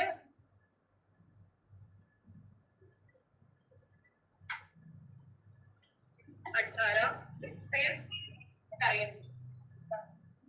या ड्यूरेशन, ठीक है। Section 18 of the Act deals with duration of registration, renewal, removal, restoration, हर चीज सेक्शन 18, ठीक है। 9+9 यहाँ मना कर दिया था, यहाँ बता रहे हैं, क्या बता रहे हैं? The registration of a GI shall be for a period of 10 years, but may be renewed from time to time. पढ़ लिया था, nothing new. Registration of an authorized user. मैंने बोला था 10 साल 2 जगह आएगा, बहुत क्लियर माइंडसेट से याद करेंगे। 10 years का 2 जगह इंडिकेशन है,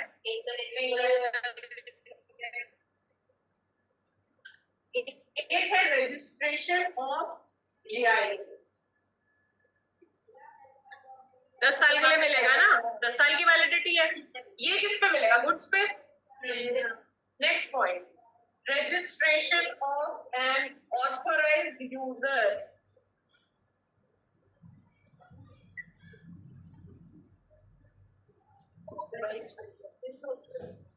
ठीक है, प्रोडक्ट इंसान। आप में से ट्रेनिंग ज्वाइन करी किसी ने? नहीं करी। जब यू स्टार्ट द ट्रेनिंग तो MCA is the basic portal you will work on. तो एक यूजर क्रिएट करेंगे किसी भी कंपनी का नाम, मतलब काम करने के लिए पहले हम बिजनेस यूजर क्रिएट करेंगे कि हम वो काम कर रहे हैं, तो रजिस्ट्रेशन कंपनी को तो मिलेगा ही मिलेगा, हम उस पोर्टल के थ्रू जाएंगे, रजिस्टर कर देंगे, हमें वो ऑथराइजेशन कौन देगा? This is people's registration. Registration of an authorized user shall be a period of again 10 years or for the period till the date on which the registration of GI in respect of that authorized user is registered expires, whichever is earlier. इसके पास registration होता है नहीं, authorized user वो होता है जिसने registration apply किया होता है। मैंने आज अप्लाई किया, मुझे अप्लाई मैंने आज कर दिया, मैं आज यूजर तो मैं पहले से हो सकती हूँ ना यार। मेरा एक कोई सामान है 10 साल में खराब हो जाएगा, या मुझे 10 साल के लिए रजिस्ट्रेशन चाहिए, मतलब मैं 10 साल, जैसे मैंने कोविड में मास्क बनाए, मुझे पता है 10 साल तक कोविड चलेगा मैक्सिमम, उसके बाद तो मेरा प्रोडक्ट एक्सपायर, तो मुझे 10 साल का ही चाहिए, मुझे लंबा चौड़ा चाहिए ही। तो प्रोडक्ट हो गया मास्क, जिसके लिए 10 साल का है। ऑथराइज्ड यूजर कौन है? मैं, जिसने अप्लाई किया। तो वहां ये कहता है इसमें 2 सर्कमस्टांसेस है, या तो 10 साल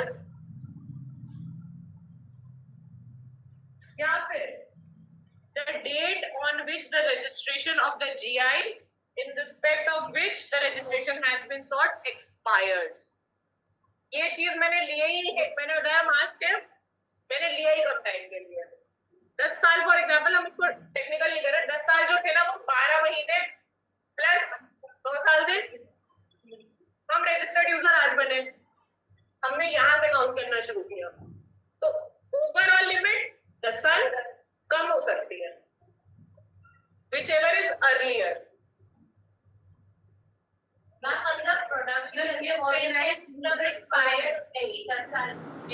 या तो मेरी रजिस्ट्रेशन है 10 साल, ये मेरे पास मैक्सिमम कैप अलाउड है बीइंग एन ऑथराइज्ड यूजर, ठीक है, बट जिस प्रोडक्ट के लिए मैंने रजिस्ट्रेशन कराई है अगर वो पहले एक्सपायर हो जाती है तो दोनों में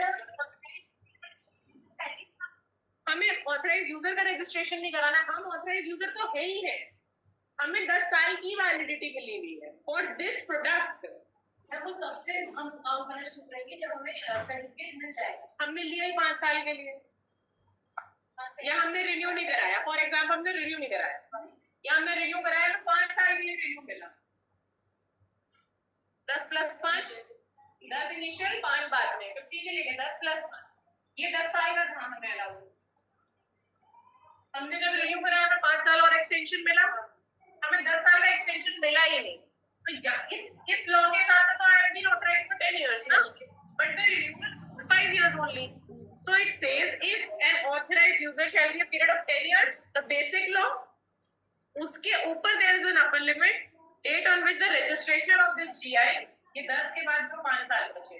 इसकी जो रजिस्ट्रेशन है अगर वो पहले एक्सपायर हो जाती है तो फिर किस बात का ऑथराइज यूजर? प्रोडक्ट ही नहीं है मेरे पास। अर्लियर का दिस इज द कॉन्सेप्ट, या 10 साल तो है ही है क्योंकि वो प्रोडक्ट की एक्सपायरी है, रजिस्ट्रेशन की एक्सपायरी है।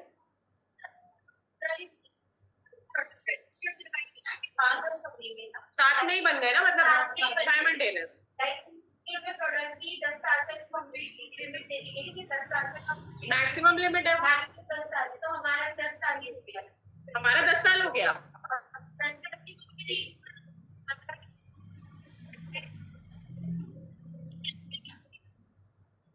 रिन्यू कराओगे तो तुम ऑथराइज यूजर रिन्यू नहीं होगे। ऑथराइज यूजर रिन्यू के बाद 10 साल की मैं बता तो रही जनरल लॉजिक, हम 10 साल के लिए ऑथराइज यूजर रजिस्ट्रेशन नहीं करा रहे हैं, बट हम जिससे रजिस्ट्रेशन करा रहे हैं ना एज एन ऑथराइज यूजर 10 साल का टाइम नहीं गया ना, बाय वर्च्यू ऑफ फिजिकल जो हो रहा है एक्चुअल उसमें एप्लीकेशन है। यहाँ हम आए हमें लॉ कहता है 10 साल की तो मिल ही रहा है, हमारा प्रोडक्ट ही खत्म हो गया, तो तुम ऑथराइज बने, प्रोडक्ट ही नहीं है तुम्हारे पास, इसीलिए अर्लियर किया है व्हिचएवर इज अर्लियर। तो मैम अगर जैसे इसमें करो basic concept, this was an example. 10 years का रजिस्ट्रेशन के 10 years कंप्लीशन के बाद में देख सकते जनरल बेसिक कांसेप्ट, ये मैंने एग्जांपल दिया था 10+5 का, इसको भूल जाओ, कंफ्यूज हो जाओ। जो पहले साल होता है। मैम मान लो ज्योग्राफिकल इंडिकेशन मान लो इसका 8 साल का और 5 साल का है हमारा ऑथराइज यूजर, तो इसमें से कौन सा पहले लेंगे? अगर हमारा 10 साल का हमारा ऑथराइज यूजर हमेशा 10 साल का होगा। क्लास 1 मिनट थोड़ा सा कंफ्यूजन क्लियर करें। 10 साल का ऑथराइज यूजर लिया है हमने, आसम में कोई प्रोडक्ट बना रहे हैं,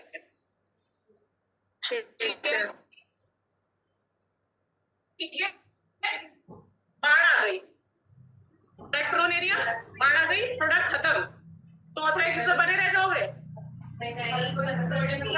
खत्म, ऑथराइजेशन खत्म। तो लोगों को ना, मतलब एग्जाम स्टूडेंट लाइफ में क्या होता है, कोई भी चीज सामने आती है तो लगता है एग्जामिनर ने पूछी टफ ही होगी। Common sense, majority things are common sense, specifically law में। तो ये इतना बेसिक सी चीज है, इसको मतलब कॉम्प्लिकेट कर रहे हैं।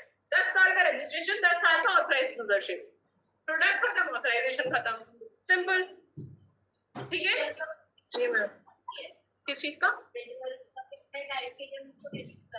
वो again at the mercy of the registrar, 1-2 में 10 साल करा सकते।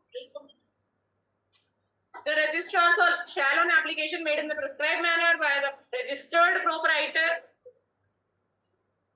or by the authorized user, जहाँ पे बंदे की बात कर रहे हैं, authorized person साथ में, within the prescribed period and subject to the payment of prescribed fees। कुछ भी लर्न नहीं करना है, all normal things। Renew the registration of the GI authorized user, इसको छोड़ते हैं, blah blah blah, you can read it। Infringement, favorite word, अभी sir ने याद करा दिया है। अगर हमने स्टार्टिंग में 4 पॉइंट पढ़े थे, इंपॉर्टेंस क्यों रजिस्टर कराना है, सेकंड पॉइंट क्या था? सेकंड पॉइंट वाज बाहर वाला यूज ना कर पाए, इसलिए कराते हैं जीआई रजिस्टर। तो अगेन अगर रजिस्टर ही नहीं कराएंगे तो कोई भी यूज कर लेगा, इन्फ्रिंजमेंट ऑफ योर राइट। ठीक, सिंपल थ्योरी है, इसमें कुछ भी अंडरस्टैंडिंग का नहीं है।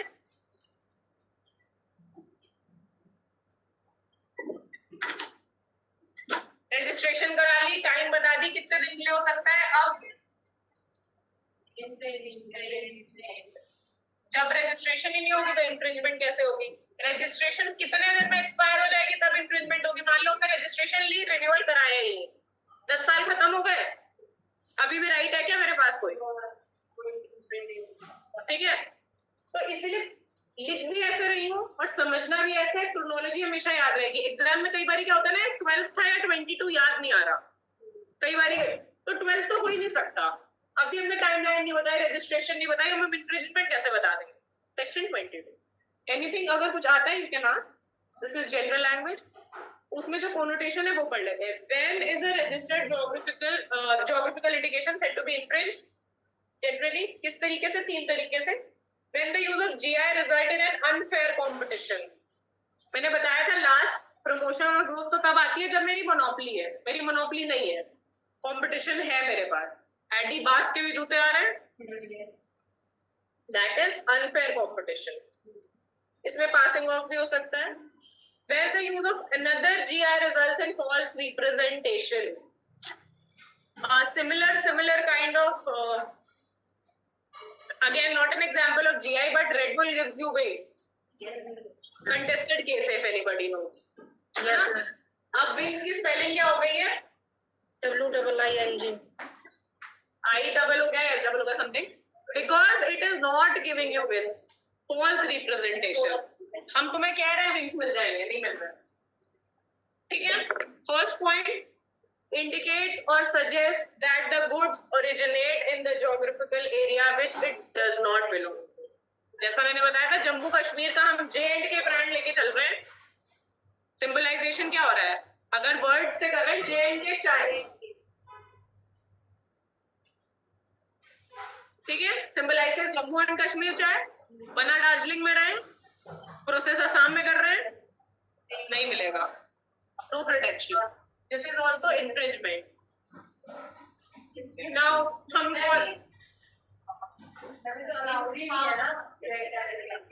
अलाउड नहीं है पर हम कर रहे हैं गलत। इन्फ्रिंजमेंट इज नॉट कि हम कर नहीं सकते, इन्फ्रिंजमेंट इज गलत कर रहे हैं। तुम अपने बिल्कुल ही कर रहे हो, गलती से हो रहा है, मैं गलत नहीं। मेरे साथ गलत हो गया, इस तरह इसमें एक तो J&K वाले कर सकते हैं, स्टेट चाहिए क्यों करेगा?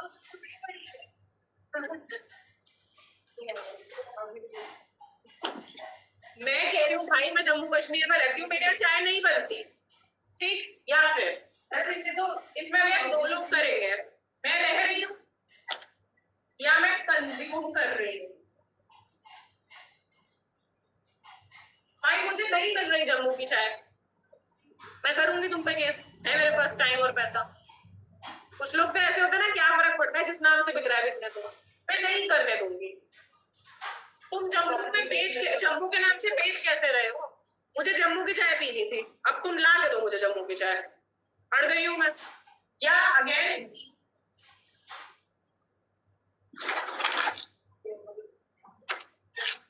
प्रोड्यूसर, दार्जिलिंग वाला प्रोड्यूसर कहेगा कि सर हम दार्जिलिंग की इतनी बढ़िया चाय बना रहे हैं, ये J&K के नाम पे बेच रहे हैं, हमारा ब्रांड खराब कर रहा है। Anybody can file, wherever says any person, it's any person। तुम्हें समझना उनका क्या ग्रीवियंस हो सकता है, तो मैंने कंज्यूमर का ग्रीवियंस बता दिया, प्रोड्यूसर